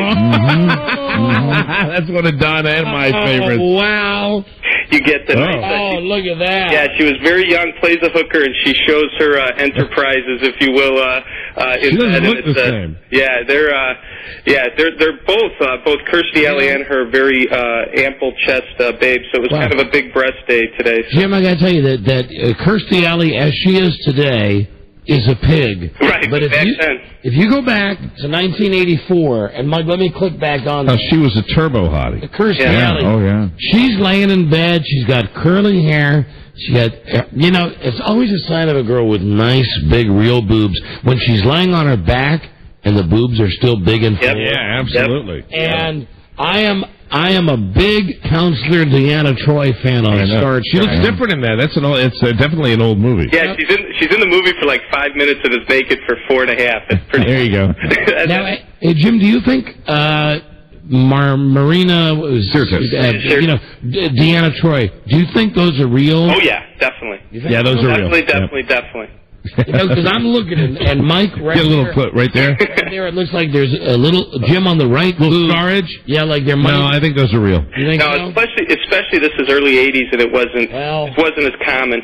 Listen, you're right. You hit the jackpot with me, Jimmy. The movie Blind Date, 1984. All right. Yeah, and don't forget the director's commentary has additional nudity on top of what you see in the movie, so there's bonus nudity in it. Now, listen, is this really, is he the best guest we have on the show? Amen, brother. He is, Jesus Christ. Jim Skin. Let me ask, Jimmy, about Star Trek. You know the broad who was Dr. Crusher? I'm not a big Star Trek fan. If you gave me the name, I could tell you. I don't know. The redhead. She also had a role in The Untouchables. I'm sure she's not done any nudity. She's not. She had a role in The Untouchables? Yeah, if you go back. She the wife of Kevin Costner in The Untouchables? Gates McFadden. No, yeah, that's her name. Gates McFadden. Oh, well, actually, Gates McFadden, remember the show, okay, I know who you're talking about now. Remember the old show Dream On? Sure. She had a little something in there, but as far as movies go, nothing good nudity-wise, unfortunately, for Gates McFadden. Hey, Buzz, look her up on the site. I just did. There's nothing. There's nothing there? All right, well, she's there, but no I was nude just on a Star Trek riff, but... Yeah. Man, the only thing you're going to get from her is a real brief thing in Dream On, and the problem is Dream On isn't available on video or DVD, so it's really tough to find. Right. And is this about the only picture you've got of Deanna Troi topless? Well, she was also in a movie called, she did Blind Date and then The Wicked Lady in 1983, in which she showed a little babushka in that, so you want to check that out. Oh, hold on. What was the name of that, Jim? Pardon me? The Wicked Lady. The Wicked Lady. Because I write the stuff down. The Wicked Lady. The Wicked Lady also has Faye Dunaway in the movie. Now, Faye Dunaway is not naked in it, but there's a scene where Faye Dunaway is whipping Counselor Deanna Troy, Maria Sirtis out in front of all these people, and you get a decent bush shot in the bedroom, and then you get a real nice topless scene, and you'll be able to really tell her breasts are real because they're bouncing around outside. And Faye Dunaway's been naked in a bunch of movies, hasn't she? Yeah, well, she did a movie, remember Barfly with Mickey Rourke? Yeah, brief. She did a thing called The Arrangement with Kirk Douglas in 1969 on a beach. That's pretty good. That's what you might want to check out. Oh, yeah, definitely. But, yeah, you definitely, if you're a Marina Sirtis fan, this Blind Date's great, but I also recommend checking out The Wicked Lady from 1983. There's even a little more nudity in that. I'll get them both. And, guys, if you want to see Deanna Troy topless, you got to go to MrSkin.com. You spell her name, MarinaSirtis. Yeah, where you keep them both. We have the pics from Wicked Lady, too, if you want to check it out. And the site is www.mrskin.com. Jimmy, as always, you've made me happy. You're the man. We'll talk to you next week. Okay, guys. Take care. All right, see ya. Bye-bye. Really, is he like the best guest ever? They're pretty tight there, too. Yeah. You timed it with the end of the music. All the way to the very end. Wow. I mean, really, does he deliver week in and week out, even when there's crap in the theaters? And, if you're willing to go far enough back into the archives, I kind of love that stuff, where he finds these, these obscure films that women have done. It's amazing. And the thing is, the more I'm looking at this Deanna Troy, from 1984, so this must be right before she got the gig on Star Trek: The Next Generation. Right. In answer to your earlier question, Lynn Stewart was the actress who played Miss Yvonne on Pee-wee's Playhouse, and there are no pictures of her on the website, so apparently she hasn't done any nude scenes. I remember she just had huge... Oh, yeah. You know what's cool, the way you said that, Buzz? The tone you used was the same tone you would use, like, for a real news bulletin, yeah. It's, all important. Yes, of course. Yeah. And about Kirstie Alley, please don't judge Kirstie Alley from the Pier 1 commercials or that CBS movie she did a couple of weeks ago where she was the fat retard. Right. I know a lot of our listeners don't remember... Okay, all right, Rob. There, hold on. No, he's not retarded. But she was retarded in that movie. You got to remember, back in the day, back when Cheers was on, right at the beginning of Cheers, Kirstie Alley was a piece of ass. And I will always remember her from the Star Trek movie when she had her head shaved. Yeah. And she was still hot and just incredible. I'm looking at that deleted scene that Mr. Skin had from Blind Date. Look at it again and tell me right there, if that Kirstie Alley, if that was the same Kirstie Alley today, oh yeah, that chick would be all over the movies. Yeah, absolutely. Yeah, but she's got DBS. Wichita's own. Delta Burke syndrome. Yes. That's what she's got. Wow. She expanded. Well, when you do comedy, you can get away with that. That's why she's got the whole Earth Mother thing going now. Hello, That's why she's so funny. Don and Mike. Hello.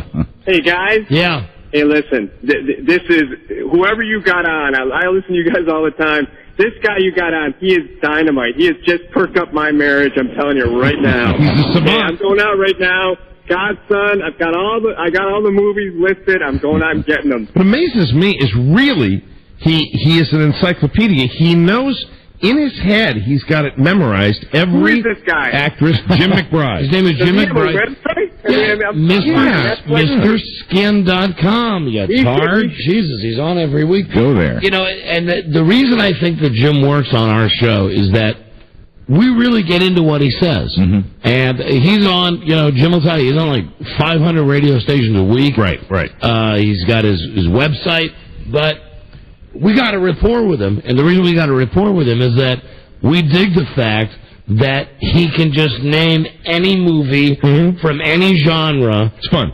You name any actress, and he'll tell you off the top of his head. Yeah. She's naked here, she's naked here, she's naked here. He's amazing. If you see the left breast, you see the right breast, you see Bush. The pride of the McBride family. And don't think he hasn't turned that into like a multi-million-dollar business. Oh, you better believe it. MrSkin.com. Hello, Don and Mike. Hey, this is David calling from Baltimore. Yeah. Hey, first of all, just wanted to say I'm a big fan of you guys. I've been listening ever since I moved down to the D.C. area when you guys were over on JFK, and I just want you to know you guys are funny as hell. Well, it's nice to be on FM finally on Live 105 in Baltimore. Well, yeah, as a matter of fact, I was almost PO'd with you guys because I thought I couldn't get FM inside of the building, and I was listening to you on Baby JFK 1300. Right. But, you know, I did a little bit of finagling, you know, just to let you know for the government, it's your tax dollars at work. So I did a little finagling after about a half hour. I got the radio to work. But but that's not why I called. I just wanted to let you guys know, I think Mr. Skin may have missed one. Really? Yeah, Mariana Sirtis. Ask Buzz to look this up. Marina Sirtis. Marina, yeah, sorry. I think that she was in the Charles Bronson movie Death Wish as well. Yeah, I think so. Really? Yeah. And was she naked in it? I think that she was topless, and they also, trying to say it right so I don't get beat up. You know, she got bent over and raped. Oh, really? Yeah. Yeah, you know, the guys at the beginning. Why did you play Rob's David? Because it was something hateful? Yeah. Sorry, Rob. You know, in fairness to Mr. Skin, he might know that, but he's just mentioning the two movies that he thinks are the best. I apologize, Rob. Oh, okay. Anyway, by the way, I just want Rob to know that he's got a black counterpart, me. Good. Oh, nice look, Rob. See you later. I'm not sure what that means. It meant you didn't accept his good wishes. That was the Mr. Skin segment. Yeah. Very good. Now, can we rate? You want to talk some hate. Right. Ladies and gentlemen, and in between, this music means only one thing to regular listeners to the show. We kid Rob about being evil. But really, what did Leah Remini's mother said to me one time? You have evil in your soul. I have evil in my soul. We're going to do it right now. Donnie's Naked Cruelty. Where I make a phone call for you that you just can't fathom making. Whether it's something as pedestrian as a friend of yours has bad breath, right, to you want out of a marriage, or you... Rob, you won't be making that call, Rob. I don't know. Yeah, at least not for you. I don't know, whatever the circumstance is, but if there's something you want to say to somebody, and it's just so cruel and over the top, you can't picture yourself actually doing it.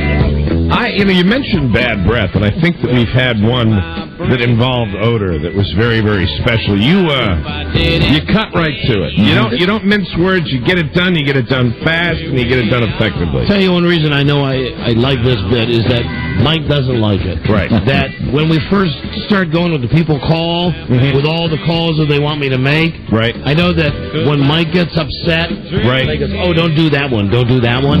I know that we're hitting some gold. I use you as a barometer. Right. No, I'm trying to give you a compliment. I appreciate that. Thank you. It's well taken. Just like that other compliment you gave me earlier about the fact that your wife doesn't want you to talk about your weight loss when I'm in the room. All right, hold on. Stop there. Stop the music. Here's the thing. You and I have different sensibilities about how far we can go. Right. On the show. Right. When somebody calls in with something that I think it's a judgment call, but like you are over there and you get that look on your face like, right. Oh, no effing way. Right. Even though I know you know that it's not over the line. Right. But just for your personal sensibility, you're against it. Well, sometimes in the 18 years you've gone with that occasionally. I know it's a winner, though, a lot of times. I understand.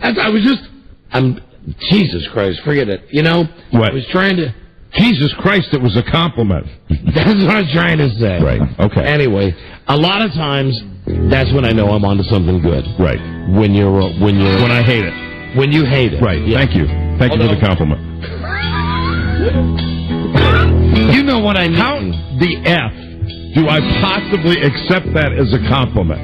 How do I turn that around in my brain when you say, hey, if Mike doesn't like it, I know it's going to be really good. How do I put that on the pottery wheel, reach my hand down into that, and turn that into an effing way of me thinking that's positive for me? Because sometimes... Why don't we field the calls right now where Mike's a pussy for a half an hour? No, now... I'm sorry, my point is well taken here. And you know what? The last time you did Naked Cruelty, at the end of it I said...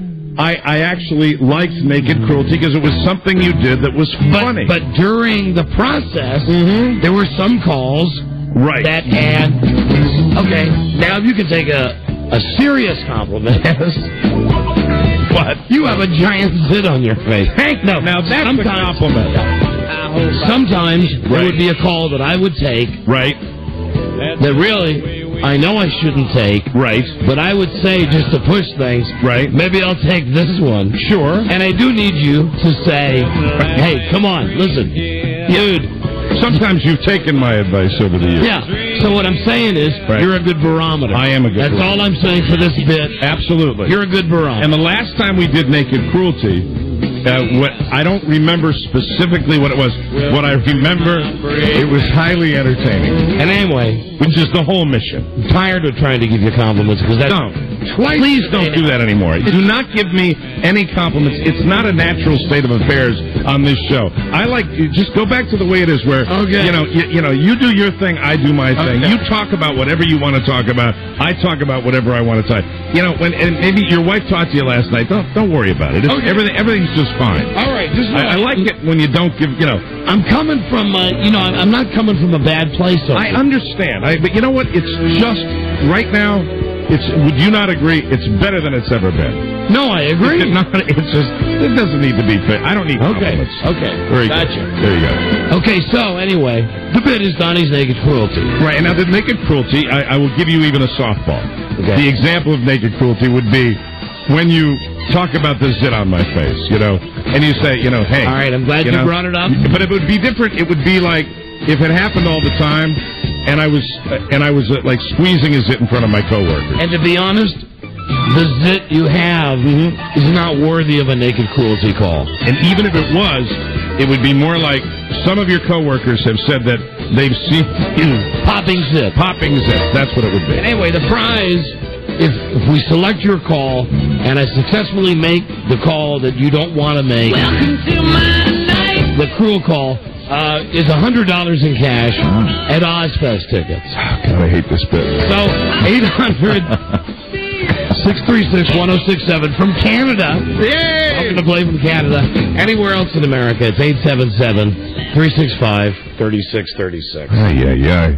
Here's a guy who says he knows what I was trying to say. Mark? Yeah.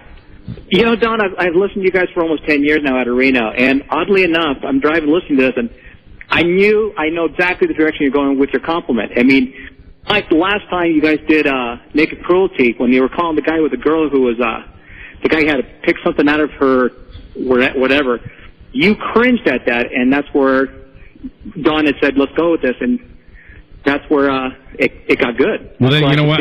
Rest assured, there's usually about a 95% chance that I'll cringe in the next segment. But I mean, I see what what Don was saying, that it's a compliment, because you were kind of that barometer saying, no, don't go there, because it was a sense of maybe we shouldn't touch on this subject, but I could see where that was a compliment. And what I'm saying is, if it was something that was actually... Well, are you saying that I'm oversensitive, sir? Is that what you're saying now? Is that the point you're trying to make? I just hung up. Is that what everybody's saying about that? I know what you all say behind my back. I'm not paranoid. I just hung up on him. Oh, okay. Okay? All right, no problem. Anyway, that's it. No more compliments. We're doing a bit, and we'll be right back. This is the Don and Mike Show. Forget it! I fought worse monsters than you for years in Hollywood. I know how to win the hard way. Miss Crawford, we don't want any hard feelings. You don't know what hard feelings are until I come out publicly against your product, and you'll see how much you sell. Please, Miss Crawford. It's hardly necessary to make threats you surely don't mean. Don't with me, fellas! This ain't my first time at the rodeo. You forget the press I delivered to Pepsi was my power. I can use it any way I want. Yeah. The sword Cuts both ways. Role model. The Don and Mike Show. Catering to the BM eaters. The Don and Mike Show. She's the man. Oh, yeah. Joan Crawford. Patty Heaton's role model. All right, let's get to Donnie's Naked Cruelty. We have callers standing by. We'll just have the fun, finding the call that will actually make. Let's do it. Right here, the do in order. Hi. The Don and Mike Show. Hello. Hello. Katie? Yes. From Virginia? Yes. On WJFK-FM. Hi, Katie? Yes. Who is it you'd like me to call for you and be nakedly cruel to? My dad. Why?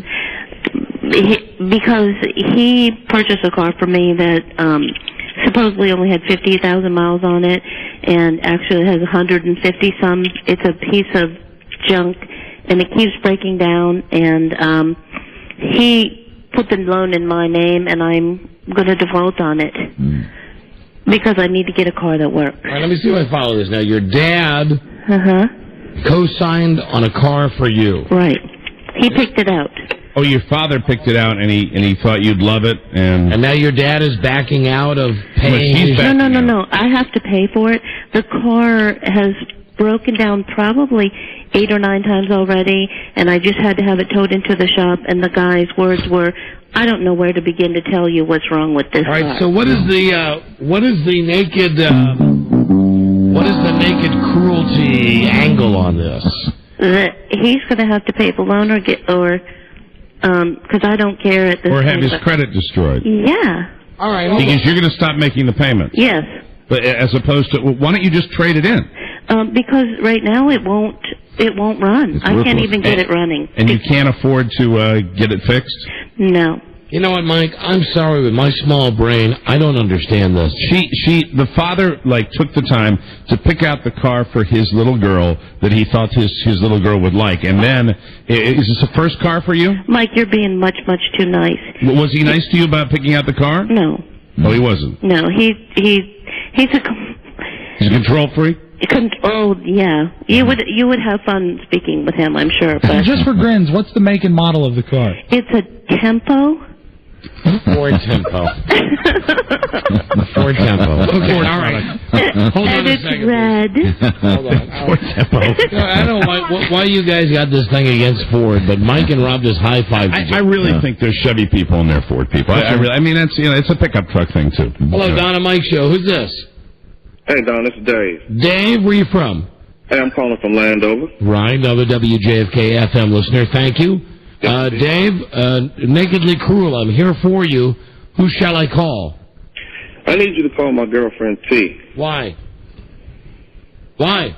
Oh, well, simple to the point, Don. I need more oral, and I need more oral on a whim. You know what I mean? Let me explain it. Even though it makes me cringe, I'm familiar with the rules of nakedly cruel. Shut up! Shut up! It's not a question of you requesting more. That would not be nakedly cruel. It would be if she was horrible at it. There you go. Yeah, then it would be nakedly cruel. This is... and you were saying, I don't want you to even try anymore because it's so bad. That would be nakedly cruel. Nakedly cruel. Goodbye. Yeah, gotcha. All right, see you later. All right, good. It's actually a compliment when you think about it. Hello, Don and Mike Show. Don and Mike. Who's this? This is Ray from Delaware. And you are listening on? Either YSP or Live 105. Gotcha. Okay, nakedly cruel. Who should I be calling on your behalf? My coworker. Why? I work first shift, he works second shift. I work at a cubicle type situation. I have my stuff laid out in a certain position in a certain way that I know where everything is. He comes in during the night when he is on his rounds, comes in and he rearranges everything. And I mean, I can't find nothing in the morning. I just want to tell him how much of an ass he is for doing this. I didn't ask him to do it. I don't want him to do it. Oh, now we're getting. I just want to say we're approaching it closer. Yeah. That's not cruel enough, but shut up. We're getting closer. Okay. Don and Mike Show. Hello, who's this? Hello. Ron, is this you? Yeah. Hi, Don and Mike, Radio God. Ron, I got the New Jersey, right? That must be WYSP. Yeah, 94. Right. I like giving our affiliates some credit here. Okay, Ron, who's on the agenda for naked cruelty? Oh, naked cruelty to Uncle Fred, the con man of the year. He owes the IRS probably hundreds of thousands of dollars He doesn't even know how much. He's not paid him since '97, and he's just fearing to God. He just started a new job where he goes on the books, so he's fearing to God they're going to call him and catch him. All right. This guy will come up with stories about his wife, his kids, how he doesn't know what he's doing, and his car's broke down. It's a country song. All right, but hold on. Why do you want to do this? Yeah, because he completely destroyed my business and has me getting sued from a few people that owe money to, rental bills. No, sorry. Yeah. There's too much baggage there. Yeah, kind of like like one of those peat moss pits or whatever the hell a bog. It'd be like walking into a bog. Hello, Don and Mike. Who's this? Matt. Matt, where are you from? From Yuba City, California, Sacramento. KHTK. I got a gut feeling here. You might be real pleased with KHTK. Yes, sir. Okay, what's the cruelty? The cruelty is I want to tell my younger brother that his band sucks. His band sucks? Yeah, he's a drummer in a band, and they really suck really bad, and he doesn't know it. Okay. Well, that's not as good as... I thought it'd be a lot better. What Joe put on the screen. No, actually, yeah. Well, that was going to be for the other show. What is it? What You Didn't Know? Oh, you stole... I took a pot plant from him last year. You could incorporate that into... You could use that. Okay. His band sucks. And you stole his marijuana? And you stole his pot. That's cool. Yeah. Well, he was growing a pot plant last year, and he was proud of it, and I snatched it from him. So. And did he talk to you about it? Like, say, hey, where is that thing? Yeah, I told him I'd help him look for the person who took it. Have you nurtured the plant? And I grew it last year, and I cultivated if you were going to do this, wouldn't you require more information as far as like why the brother thinks the band sucks? Yes. Well, yeah, you got to give Don more fuel. Why does the band suck? Well, what instrument does your brother play? He plays the drums. The drums. Is it his fault? He can't keep the beat. Oh, so the band sucks because of the brother? Yeah. Because he's the worst musician in the band? Yeah, but if you wanted to, I'd rather go with just a pot plant. I was just thinking that was what you didn't know. Well, no, that's just that's icing on the cake. Hold on a sec. Okay. Yeah, at least you didn't get the shut up tape. Right. Yeah. Hello, Don and Mike show. Who's Hello. This? Hi. How's it going, Don?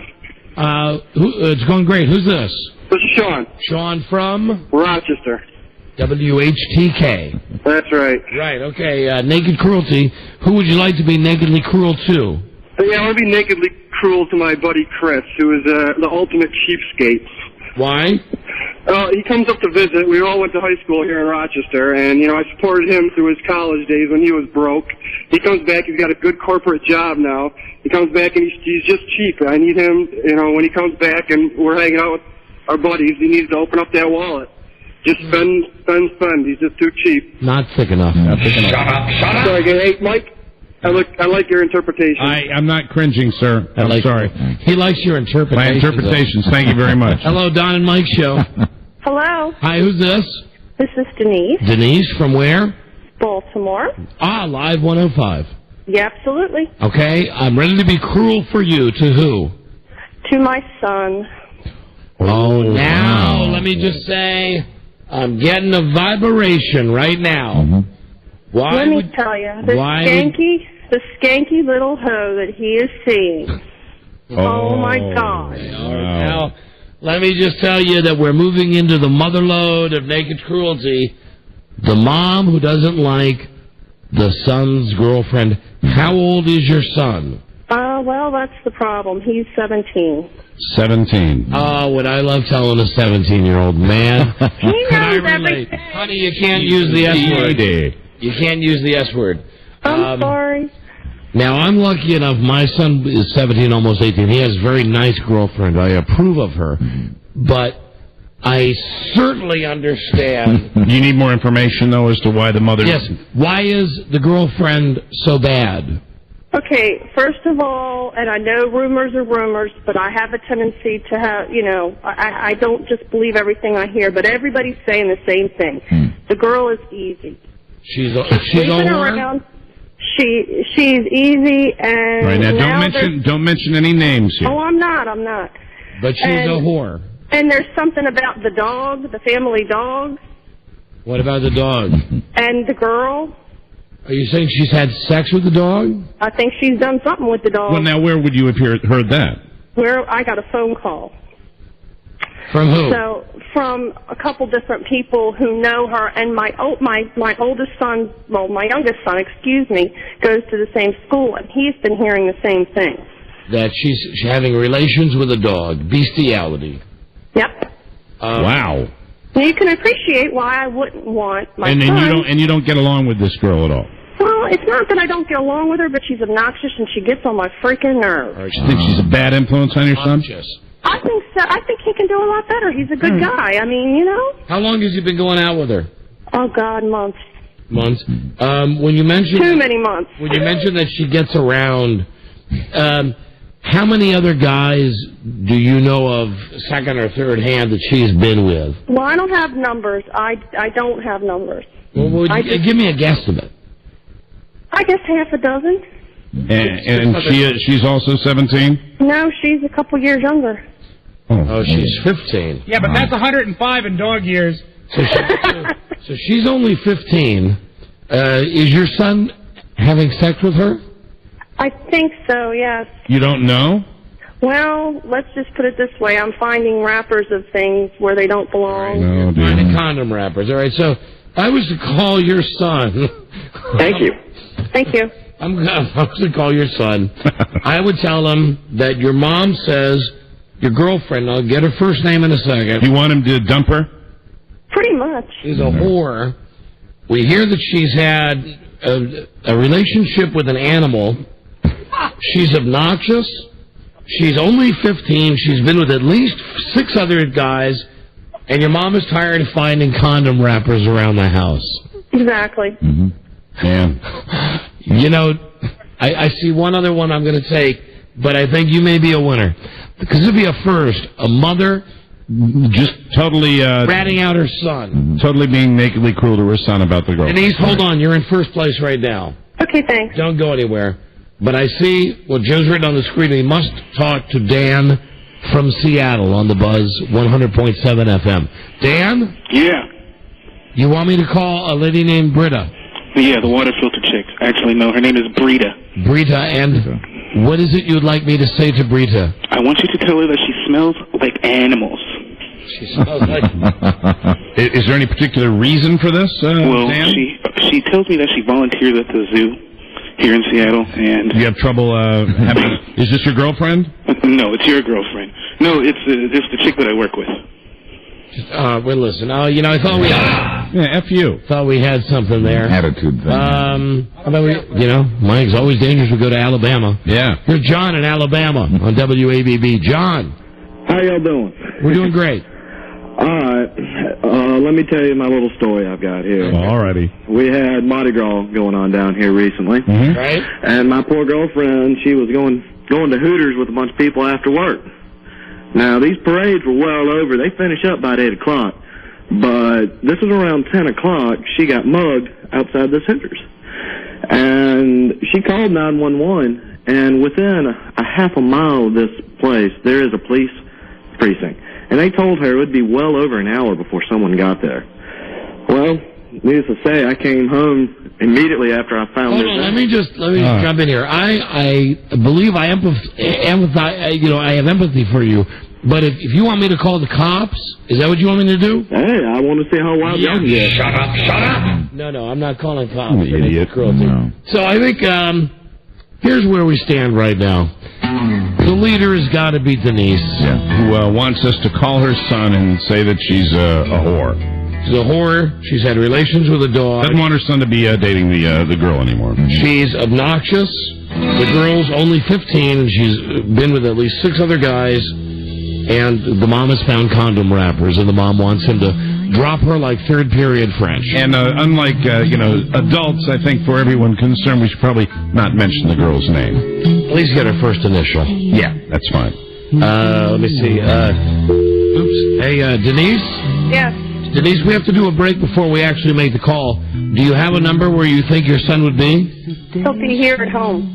Is he in the house with you? Yeah, I'm upstairs on my cell phone. Does he know you're talking to us? I don't know. I don't think so. Does he listen to the show? Huh? Does he listen to the show? Not as a rule. Okay, and the girl, what's the initial of her first name? J. J. And what's your son's first name? Brad. Brad? Yes. Brad. All right, Bradley. No, just Brad. Right, well, I wrote Bradley. And you say he's 17? Yes. All right, hold on a second. We'll go with her as the first choice unless crap detectors come out.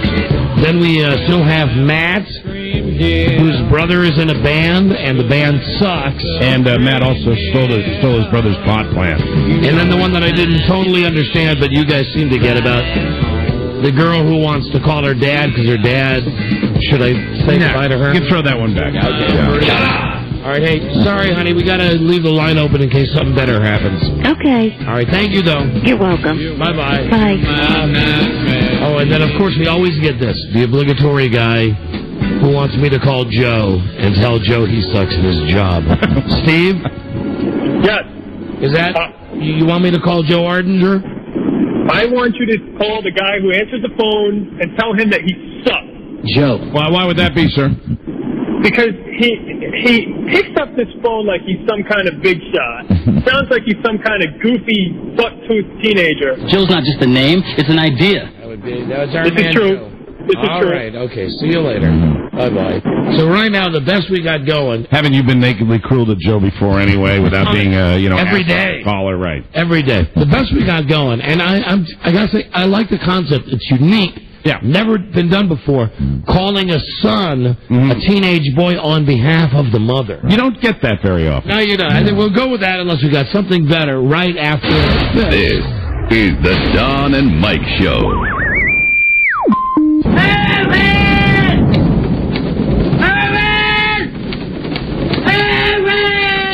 What? Get me a soda with some ice in it. Owen, hurry up, Mama. Chap, Owen, come on. All right. When you were writing a letter. No, Mama. You were ready to tell them to take me away. I don't want them to take you away. Yes, you do. Owen loves his mama. Owen loves his mama. Hurry up with that soda. Coming, Mama. Coming, Mama. Show me the deck, you moron. You're too damn slow. Sorry, Mama. I'm sorry, Mama. Why didn't you get me the salted nuts? Salted ones are no good for you. The unsalted ones make me choke.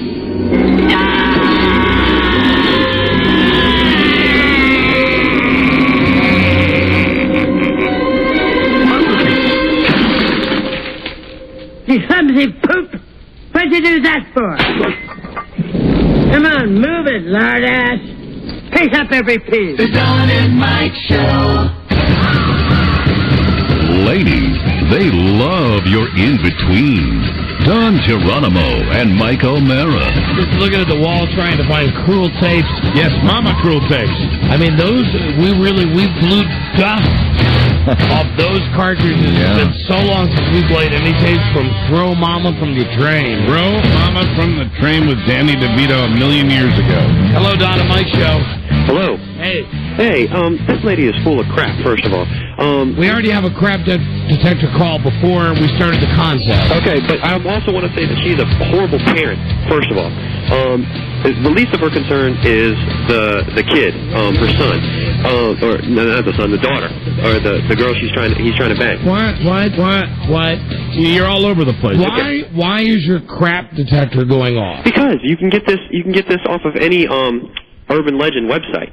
I mean, the dog, come on. I was waiting for the hot dog to get locked. Get out of here. I'm so tired of this urban legend crap. Yeah. Right. I believe it. I know it because I hear stories from parents of friends of my kid. And I believe that, she's telling the truth. I also believe she is a bad mother. Let's go to, we have one more coming in. Heidi wants to tell us. Heidi. Hi, Heidi. Hi, guys. How are you? Hi, Heidi. And you are calling from? Portland, Maine. Ah, WZAN. Well, Heidi. What do you got for us? A year ago, my foster nephew got into a car accident. Thank you. Yeah. And we decided that we would bring him home to live with us. Your foster nephew. Yes. You don't hear that very often. No. And so he's been recuperating from his injuries while he's lived with us. Yes. And we have been providing a home for him and food and clothes and cigarettes, which are not cheap. Right. And we just found out, we kind of set him up over the past couple weeks and realized that he is stealing from us. And we want him out of the house. Now, this is when you say a foster nephew. Yeah, I'm getting married in June, and my fiance's grandmother adopted Mike. He is the boy that lives with us. And how old is this lad? He will be 22 in May. Oh, all right. So he's an adult. So he's not a kid. And what has he stolen from you? Money. How much? And it's not a lot, but the point. How much? How much? I don't know. I can't give you a dollar amount. Well, come on now. I mean, if you're accusing somebody of stealing, he's admitted it. He's admitted it to us. He's admitted that he stole about roughly how much? I don't. Hello? Money or cigarettes or anything. Money. If it's there, he Honey, takes it. put a dollar value on either the money or the cigarettes that he stolen, please. I've paid for about $900 worth of cigarettes for him already. And he's stealing cigarettes? And he's stealing cigarettes. You just said you paid for them. Yes. When he is out of cigarettes, usually he says, "I'm out of smokes. Can you pick some up for me?" And over the past month or two, I'm starting to get a little bit pissed. $900. Doing nothing to help himself along. Has he stolen anything else from you? No. Oh, he's just very cigarettes. inconsiderate. But I mean, you want him out of the house because he's taking your cigarettes? But technically, it sounds to me like he's saying, "I'm out of cigarettes," and you're going out and buying the cigarettes. Well, and also, if like you all smoke the same brand and like there's a pack. No, we don't. But he waits until we're not in the room to take them. Instead of just saying, "Hey, can I have a cigarette?" or "Hey, can I have some money?" he takes it when we're not looking. How much money has he taken? I don't know. To be honest with you, I can't give you a dollar amount. There's some gone here, there's some gone there. But he's taken some of your cigarettes? So he's stolen cigarettes? And Shut up! Never mind. Stole What a pain in the ass. Stole cigarettes. That's too funny. Yes, the people, foster people. Sounds like you stole your pleasant demeanor. I don't think that's a reflection on everybody that has foster kids. Of course not. Foster nephew, I've never heard that. Yeah, let's go with Denise. Son Brad. All right, let's get this out of the way. As the girlfriend who's the skank.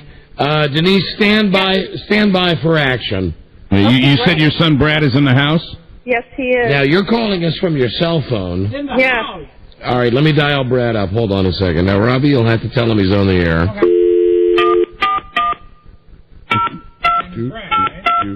Huh? His name is Brad? Yeah. All right.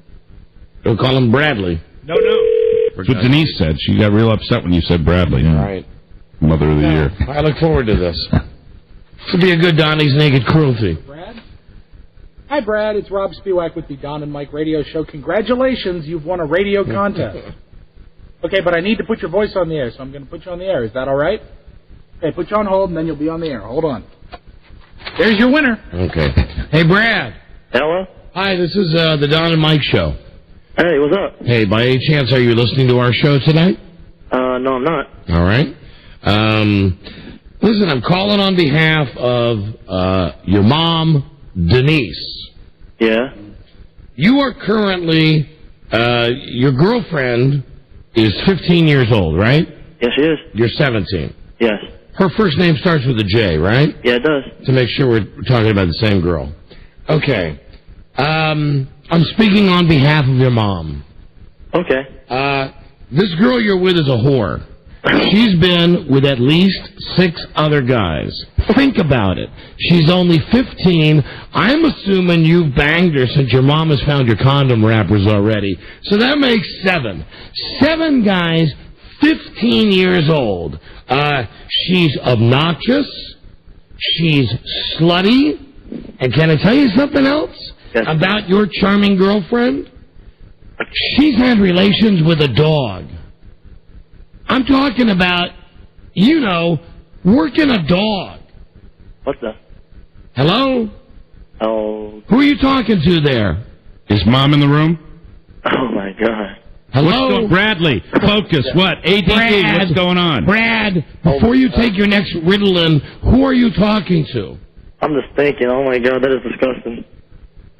What is disgusting? A dog? Yes. And it's your girlfriend that's had relations with the dog. Oh, my. Your girlfriend is a skank. My crap detector is, like, off the chart right now. That is disgusting, man. Yeah, he's not Hold on a phased. second. This is BS. This whole thing's BS. Hold on a second. Denise. Yes. What kind of reaction is that? I don't know. What's going on? I'm really worried. You play with the clamp. This always happens. I know it. Your son is just not a good actor. It's a good setup. Actor, I'm up in the bedroom and he's downstairs in the Yeah, but I mean, he's not phased. He knew this was coming. Maybe he's got the radio on, I don't know. Yeah, whatever. Relations with the dog. Yeah, which is alleged. Probably not true either. Well, I'm Your choice. What? I said, that's your choice. I can't make you believe what you don't want to believe, but I know what I know. Okay. All right, well, how about we put Mom and Son together for just a second? Do that. All right. Bradley? Yes? Here's your mommy. She's the one that was saying all that, and that's the way she feels. All right. And remember, just initials, not the name of the girl, please. Okay. Hello? What do you want to say to your son, Denise? Well, I think he can do a whole lot better. Come on, Brad. I mean, Jesus Christ. Come on, Brad. Jesus Christ. You know, there's so many other girls out there in the world. You're 17. You got your whole life ahead of you. Why do you want to screw around with some skank? She's obnoxious. She's freaking crazy. Where'd you hear the thing about the dog? Well, I first heard it from some other girl, which I won't mention her name, that calls here on a regular basis, that they're friends, you know, my son and her. He sounds like quite a catch. I'm sure he has the ladies calling in quite regularly. Sure. Well, they're friends. And how did the topic of your son's girlfriend having relations with a dog come up? I don't know. She just kind of blurted it out, and at first I was like, you know, why are you calling me telling me this bull hockey? She says, no, I thought so too at first. Well, I hate that bull hockey and whatnot. Bull hockey. Well, I can't say the other word. Hey, Brad, what do you think about all this? That is cool. Pardon me, Brad? It's not cool. It's not cool? No. Not You know, cool. kids these days just don't even have a clue.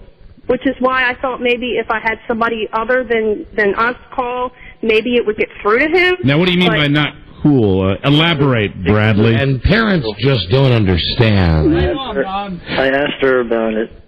You what? You asked her about the dog thing? Yes. She denies it? Yes. When did you ask her? A week ago. How do you feel about your mother's total disapproval? And, you know, Donna expressed everything your mother was feeling. I mean, what do you think, Brad? I don't know. Brad? Yeah. Brad? No. That was, incidentally, if you're keeping on the transcripts that we send out to people, that will be AHNO. No. Bradley, so you already called your girlfriend and told her that you've heard the stories that she's had relations with a dog. Yeah. Where'd you hear it? From my friend. And you know, your brother knew about it too. So what are you going to do, Brad? I don't know. No, Brad, we need an answer. What are you going to do? What are your plans? Well, I would tell you, I don't know if this is a setup or not, but I'm going to tell you, I think that this kid's not going to be nakedly cruel to the whole family. This kid Brad is maybe the dumbest person we've ever had on the show. And I hate to say that about someone who's not even old enough to strap on a uniform and go over to Iraq and fight for our country. This is true. But Brad, you are freaking dumb. Hit the books, Brad. I got a feeling that both of you hillbillies are trying to scam us. It's hard to tell. And all I have to say is, and good day to both of you. I said good day. There you go. Dummies? I'm hanging up on you now. How do you feel about that, Brad? great. Great. Well, I'll say we need a little participation. Yeah. You know what? Probably having a 17-year-old, that's probably, but there's 17-year-olds that can at least... I do believe he's your son. Denise? She's gone. Denise, are you there? I don't know if she's there. I don't know where she is. All right. Hello? Hello? Now, hold on. Now I got just the kid's phone now. Is Denise there? Hello? Hi, Denise. Hi. Can I Denise? help you? Don't think. Brad, hello? What happened? What did Brad do, Denise? He's just sitting here. Get out of here. Ooh. I don't even want to see you. You know, he does have attention deficit, okay, so that's part of the problem right there. Is he on Ritalin? He was. Really? Hey, good call on that one, Don. Was. But, you know, I just thought by bringing a third party in, maybe that would help because, Yeah, it didn't- I do the best I can, and maybe I'm not such a hot mother. It didn't seem to work, did it? This is one of the isolated incidents when bringing a radio show into your family life hasn't helped. All right, well, yeah, probably not. Third party, whatever, whether it's a radio show or a doctor, whatever. You know, you just think that a neutral party might make sense to him. Radio show, doctor. Well, you're Denise, I would tell you that, you're the boss, honey. It's your house. If your son's girlfriend's having relations with a dog, ground him. You just tell him you don't see this horrid. Well, yeah, you can ground him, and I do. But I'm not here all the time. I work. And you know as well as I do. Oh, hold on. I have to ask this question. Where's Dad? Where's Dad? Yes. Yeah. Their stepfather works as well as I do. Oh, so there is a man. So there's a man in the house. Yes. Well, how does he handle it? He remains neutral and stays out of it. Well, then, honey, shut up. I just hung up on her. I was going to ask you about the biological father. I was going to give him a break if it was like she was just her. I know. There you go, though. Hello, Don and Mike. Surprised the third party didn't help. Michelle? Yes. Hi, you're on the air. I just wanted to say, you guys have already gotten rid of her. It doesn't really matter. But if he already knew that she had been accused, why didn't he say, no, she didn't do that. She's already denied. Well, I think he had difficulty expressing himself. He's a borderline tard. Hello, Don and Mike show. I was going to say the same thing as her. I'll bow out. Sorry. All right. Bye-bye. See you later. And, we weren't making any headway on any front, and all it was serving to do was to get Denise more upset. Well, the good news is we're going to be calling Matt's brother. Ah, very good. And you know what? I have a feeling maybe this is going to work out. Let me just get the story straight here. Matt? Yeah. All right, dude. So your brother Andy, he's in a band. Mm-hmm. The band sucks. What's the name of the band? Don, it's not that the band sucks. The band sucks because of Matt's brother. Yeah. What's the band's name? Well, they don't even have a name. They just play out in the garage. And they're horrible. Yeah. They're a garage band. They're trying to get it together, but it just ain't happening. And they stink he needs to give it up. They stink because your brother's such a bad drummer. What type of music do they try to play? Rock and roll. Rock and roll. Rock and roll. The big thing, I know, rock and roll. The big thing is I want to be the singer of his band. It might help him a little bit. And you stole his pot plant last year. Yeah. All right. Do you think he's around right now? Yeah, he should be. All right, hold on. We're going to break. I know. We'll come back. I know. We'll come back, and I'm trying to be cruel on someone's behalf today. Well, you were cruel. I mean, you did your job. It just didn't. It wasn't received. It didn't make any impression on the lad. Hello, Don and Mike.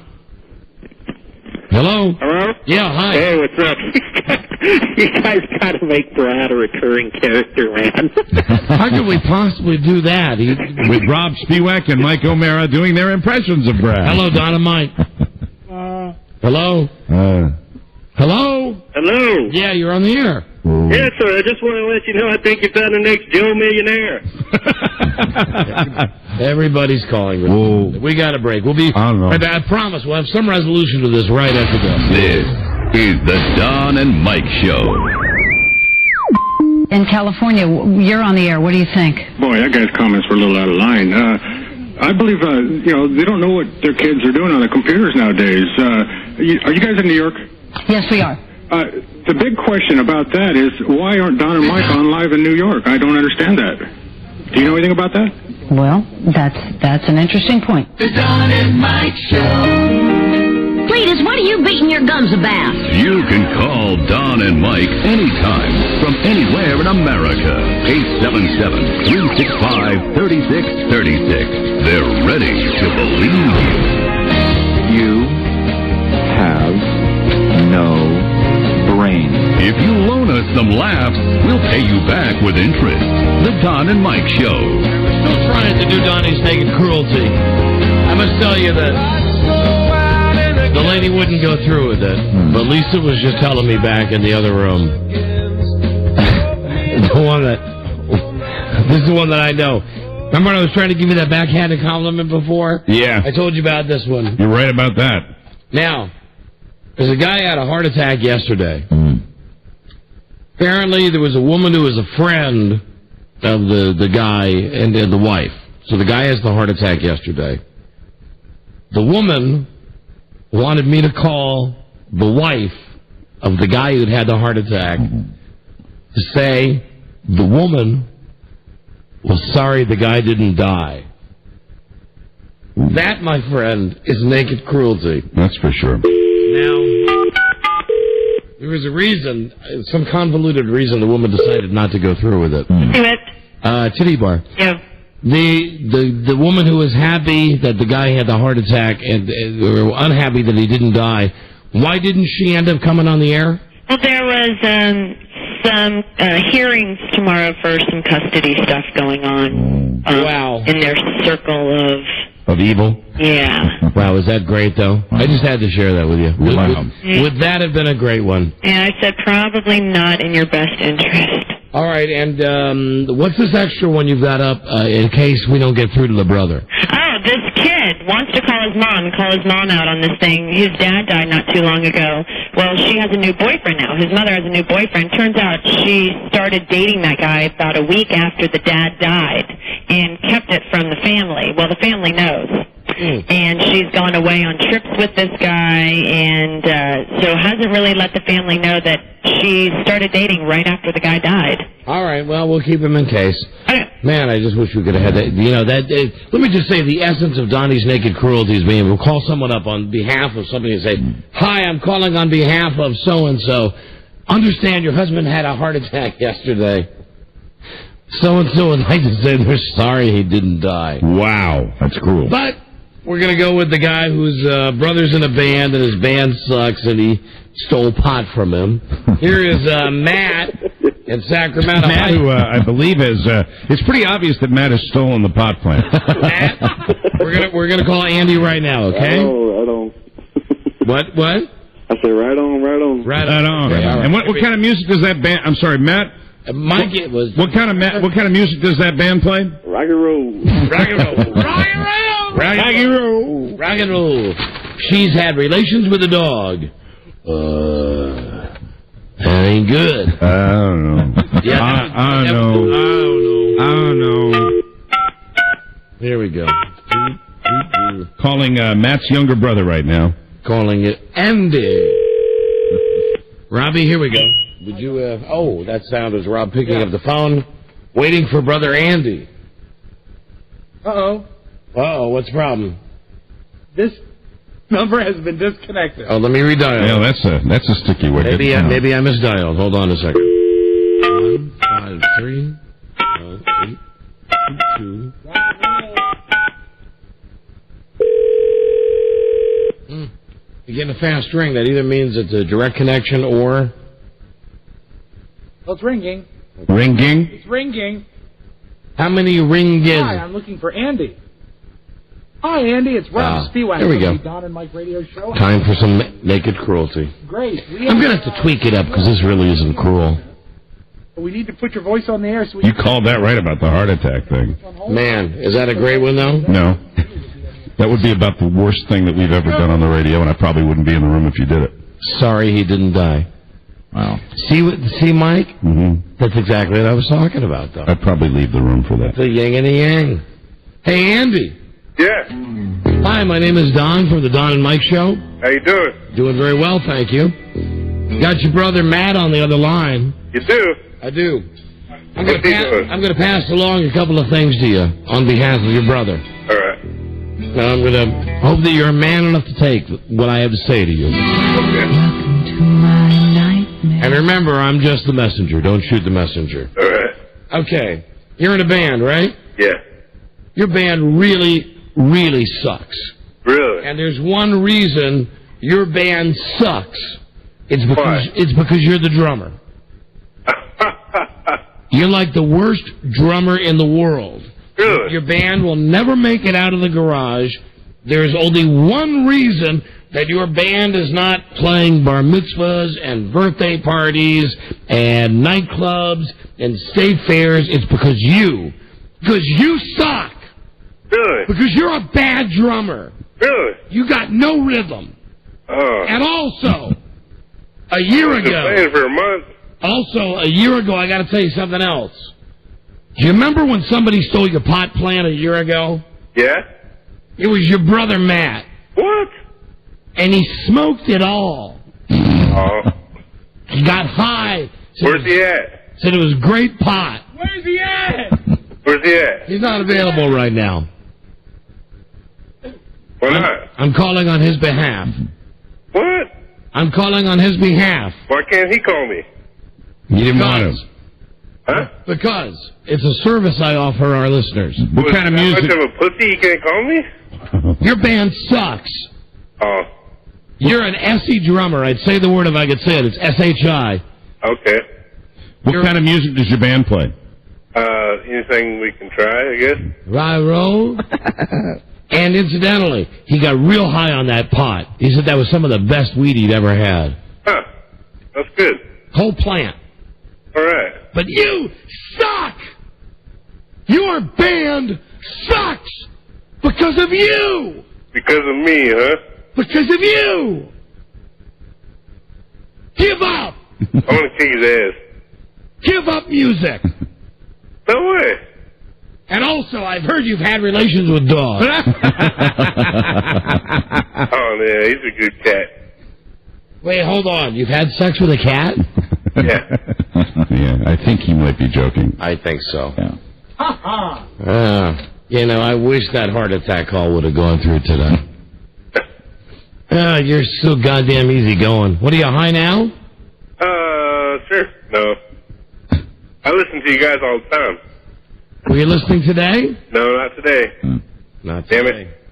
Well, let's get a meeting of the minds here. Let's bring Matt in, shall we? Rock and roll. Rock and roll, Matt. Hey, oh, and we have to mention that Matt wants to sing in the band. Yeah. Oh, really? Yeah. Well, he can't sing for... Can't say that word. Can't use the S word. I'm sorry. Hey, Matt. Yeah. I tried. You tried, couldn't get... I tried. What? I like that reaction. Man. Hey, Andy. You learning on it right now? Can you hear what? It's too bad neither one of you guys have had a heart attack recently. I know, I like that story, too. Hey, Andy. Hey, I'm about twice his size, Don. Something tells me we got two older versions of Brad here. I think that Naked Cruelty brings out the Brads, I believe, in our listening audience, yeah.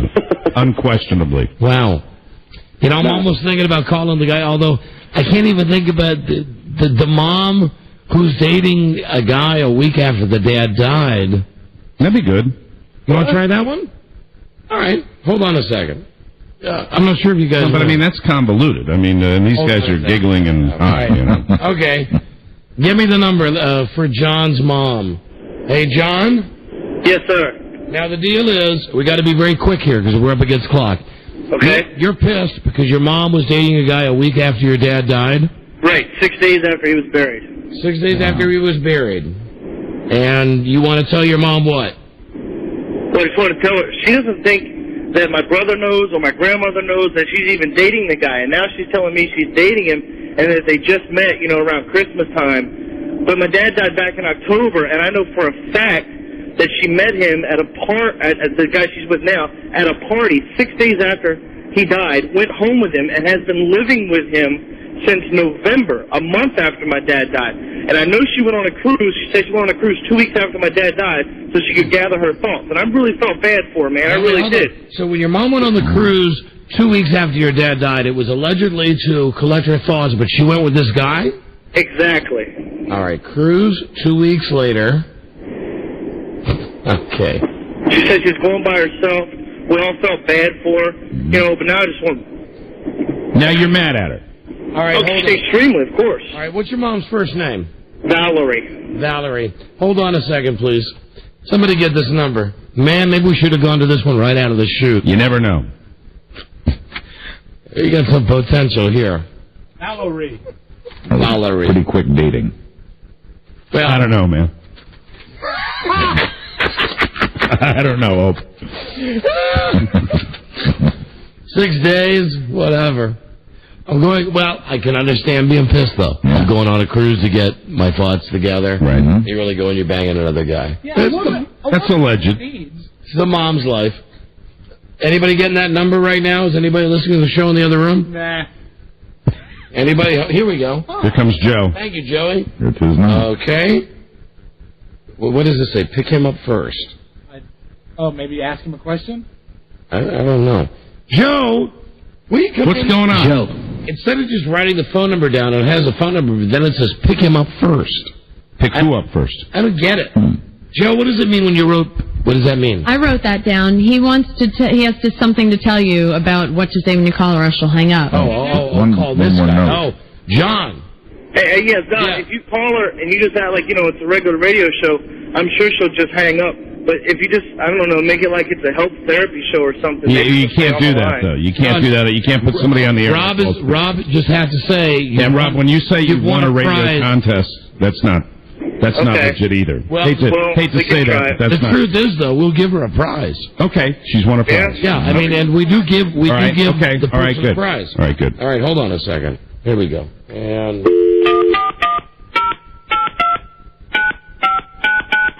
all right, and her name was Valerie. Valerie. Okay, it's line 5, Robbie. Valerie. See if we can get a payoff for you here. Ringing. Calling Valerie, who her son's mad because she dated a guy when she said she was not. Hi, Valerie. It's Rob Spiewak from the Don and Mike radio show, and I want to say congratulations. You may have won a prize on our show. No, she has. But we need you to come on the air with us. Can you come She's won Ozfest tickets. You have won tickets to see Ozfest. And you've won a 1-year membership to Bally's. And a 1-year membership to Bally's Total Fitness Premiere. But we need you to come on the air to claim your prize. Can you do that?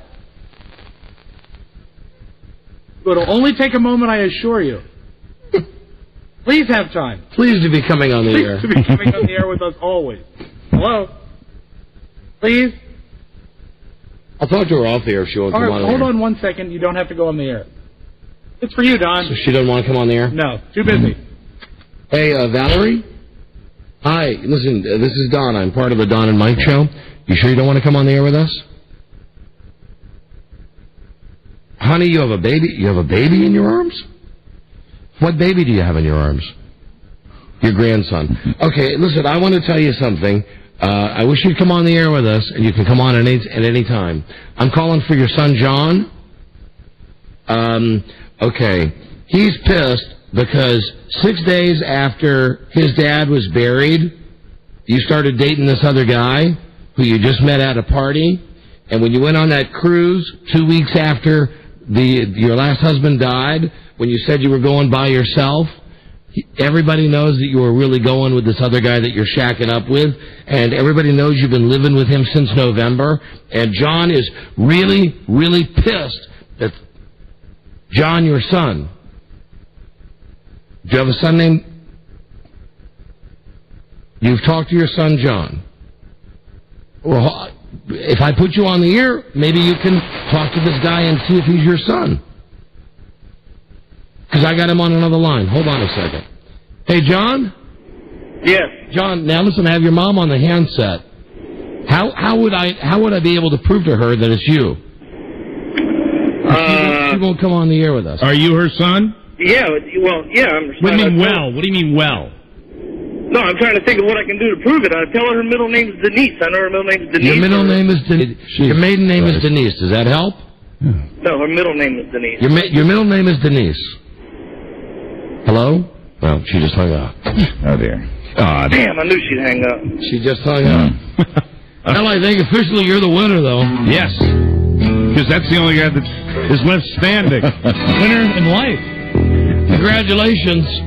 Yeah, thanks. Both you and your mom have won Ozfest tickets. You won them before you can buy them, Ozfest. You might want to call your mom. Nissan Pavilion, Friday, August 22nd. She's beeping in right now. Is she ready?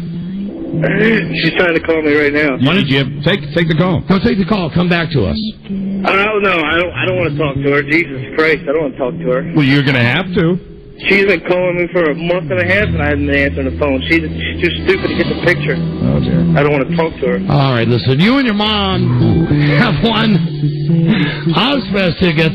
Nissan Pavilion, Friday, August 22nd, with Ozzy, Korn, Disturbed, Marilyn Manson, and Trust Company. Can I make one suggestion? Yeah. Give them one pair of tickets and they can go together. Tickets go on sale Saturday new at Ticketmaster locations online at cc.com. You and your mom have won a one-year Bally Total Fitness Premier Plus membership, to give you access to working out on any of the 400 Bally Total Fitness clubs in the U.S. Call 1-800-FITNESS, and you won $100.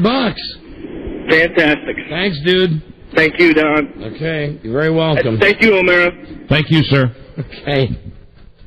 Anyway, that's how you play Donnie's Naked Cruelty. In a world where owning a radio was strictly forbidden, one man found a way to bring good news to his people. He made it up. So you didn't hear the mom. I heard her. Right. I heard her. I tend to believe the guy on the phone. Oh, really? That she got a tone in her voice. Hey, your husband died in October. Who cares? Anyway. Hi, Buzz. Hi. And Jesus Christ. Where's that heart attack call? Man, we could have used that. It's out there somewhere. Buzz, what's your lead story today? Today, the future of The Sopranos hangs in the balance. Can I just say I still love Naked Cruelty, even though that was like the worst episode we ever had of it. Me too. Stay tuned, everybody. Stay tuned for news and comments coming up on the Don and Mike Show. That's very professional. Rock and roll. Rock and roll. This is the Don and Mike Show.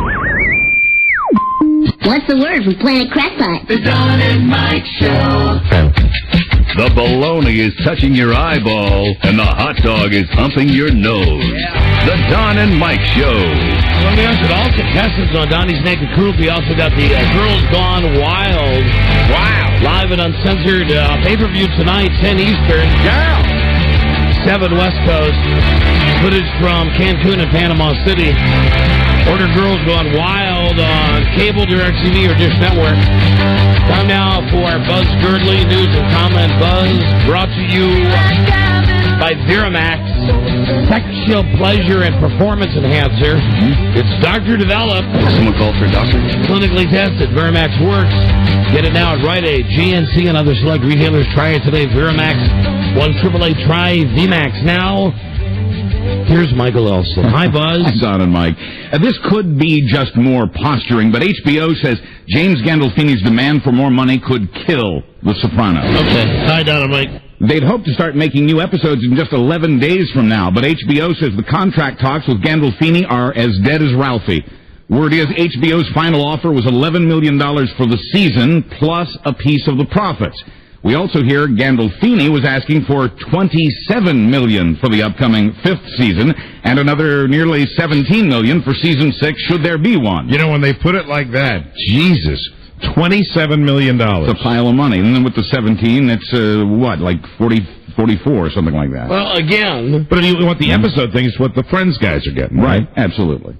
That's what it would be. Yeah, and okay. It's tough to make a real decision. Comparison, yeah. You know, and I was going round and round with this with somebody today, because, you know, I'm all for the talent, make as much as they can. Sopranos is a great show, but then you say, well, The Sopranos reaches only, you know, whatever it is, like 11 million people a week. It's so funny because there's so many contradictions in Friends the story. gets, you know, a ridiculous audience. It retards like 30 million people a week. And I was reading today when they talk about the fact that Friends, you know, has the syndication potential, and they haven't been able to sell The Sopranos. And no one will buy The Sopranos. But then you hear HBO saying that if they don't do the show, if he doesn't report, they stand to lose $100 million. Right, and a lot of that is, you know, go to Best Buy, where you can buy the Sopranos DVDs, you buy Sopranos shirts. But he was making $400. They've offered him $800, and he wants $1 million. That's basically what it is, That's right? what it is. It's per episode, yes. So just give him $1 million, or give him $900, and you know.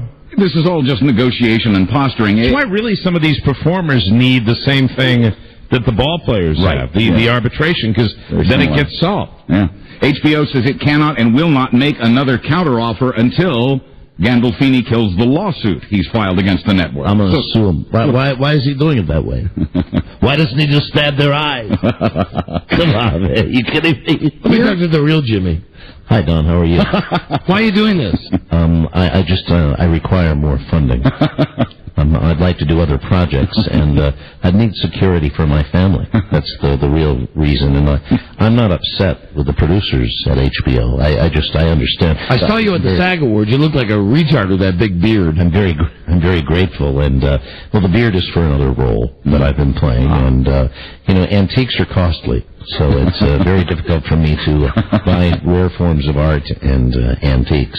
But Tony's very angry with HBO. Tony again. Oh, God, what a pussy. I swear to God. I'm like, a bunch of effers. Right now, I want them dead. I want the producers dead. I want HBO dead. I want the guy that does the logo dead. Dead. Yeah. Dead. Well, here's something else Michael Jackson may have violated. The zoning laws of Santa Barbara County, California. Officials there say he claimed a tax break for preserving agricultural land at his Neverland Ranch. Landowners only eligible for that tax break if they don't overdevelop the land. Jackson has an amusement park, a playground, recreational buildings, and, of course, a guardhouse. Although Jackson's property is assessed at well over $12 million. And don't forget, you can't spell assess without ASS. Ass play. Ass. But he only paid about $13,000 property taxes this year. Without the agricultural tax break, he'd have to pay an additional $6 million. That's simple. Yeah. What's simple, Tony? He's a fag. Robert Blake update. Robert Blake has been ordered to stand trial for the murder of his wife. The judge who made that ruling today said Blake, quote, had the time, the opportunity, and the motive to commit the shooting. And the vomit. Yes, there's that bucket. The judge also ordered Blake's bodyguard to stand trial on a conspiracy charge. Blake appeared to be stunned that the judge allowed him to be released on bail. Bail was set at $1.5 million. So he's going to be out. Apparently so. Oh, man. I'm just so depressed. If I hadn't puked in that restaurant, if I just hadn't puked in that restaurant I like so bad. Now, this story features Germans, Don Johnson, and a lot of money. In Berlin, police found financial documents in the actor's car involving $8 billion. That's billion with B as in bastard. Billion, yeah. Johnson says or beer can, I guess. Johnson says... You always remember that about his penis, don't you? Well, you brought it up, originally. No, I said bastard. I know. Penis. But, you're the one who told us all on the air one day that supposedly he's read an article, Buzz. Endowed that way. Girth.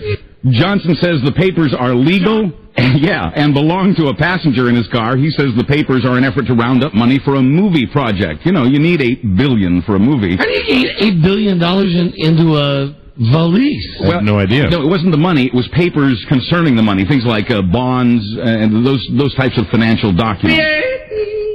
Because of the big numbers, though, German police notified American authorities, but... He hid the papers in his folds.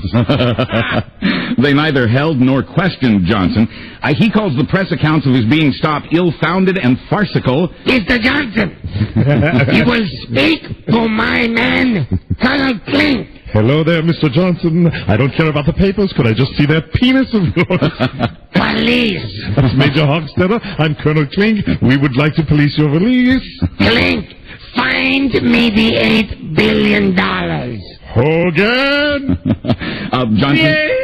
Johnson says the press accounts have caused him irreparable damage. He's vowing to get even with the tabloid that first published the story. He, of course, starred in TV's Nash Bridges and Miami Vice. Miami Vice, Klink. I was a big fan of Miami Vice. Philip Michael Thomas. What about his penis? Adina Schnitzel. The Oscars are March 23rd if the war kicks off just after the March 17th disarmament deadline. Naomi who? Yes? Oscar loves Chicago. Now, if the war kicks off just after the March 17th disarmament deadline, then ABC might be left to decide between the war and the awards. Oscar loves Chicago. But word is the show will go on with or without a war. Organizers say the show may be interrupted occasionally for updates or there may be a headline crawl across the bottom of the screen. The Oscars were delayed for one day in 1981 because of the shooting of President Reagan. In 1938, flooding in Los Angeles delayed the show by a week, but for the most part, the Oscars go on schedule, and this year will apparently be no exception. I love Oscar. I love Chicago. God damn, I love Chicago. Oh, yes, lots of wins. Oscar loves it. And I want to say hi to Charlie Stoffel. Sure do miss you on the Mike Show. Professional gamblers burned any children recently. We got a break. All right. We got a break. We'll be right back. This is the Don and Mike Show. Gosh, I hate to interrupt. It's all been so incredibly fascinating and entertaining and instructive. Really, the time has just flown by. The Don and Mike Show. Gorgie. The Don and Mike Show. Howdy, bud. Hi, Don and Mike. Professional gamblers have a system for everything, even predicting Oscar winners. Someone called for a doctor? Oscar loves Chicago. Maybe you'll find out now. A guy in New Jersey who calls himself a statistician says Best Actor and Actress will go to Daniel Day-Lewis and Nicole Kidman. Jay Bennett's been making wrong predictions. No, that's not going along with it. Jay Bennett's making his predictions since 1998 based on the entire history of the Oscars. He says naturally that a nominated actor in a movie nominated for Best Picture has a better chance of winning, unless they've won before, which he says is a handicap. But the odds go up again, he says, the closer the actor is to the age of 43. Bennett's only been right about half the time so far, but he says this year his predictions are a lock. Faker. Well, who does Oscar love? Oscar loves Chicago. London Oscar would also like to say that a previous comment made about Charlie Stoffel burning children was in reference to a phone call received by Rob Spiewak from someone at Clear Channel Broadcasting when they were wondering about a reference for Charlie Stoffel. I see. Well, you might as well finish it, and then what happened during the conversation? Mystery.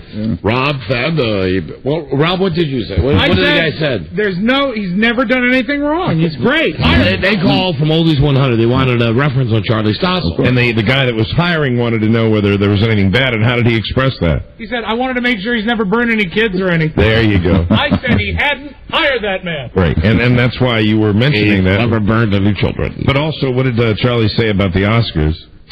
Charlie loves the Oscars. The Oscars love Chicago. London odds makers, meanwhile, say Jack Nicholson will win Best Actor. They agree with the Jersey statistician, though, about Nicole Kidman, and they say Chicago will win Best Picture. There it is. There you go. It does have the most nominations. Where's my buttery moccasins? Official odds 4-7. Shocker, Jerry Springer's talk show past may keep him from getting elected to the U.S. Senate.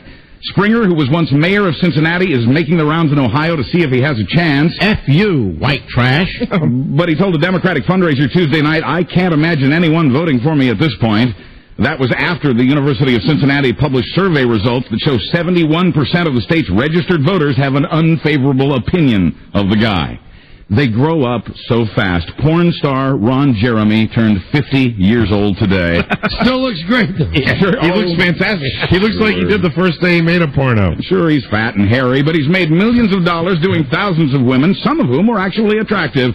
The well-endowed actor, nicknamed the Hedgehog, says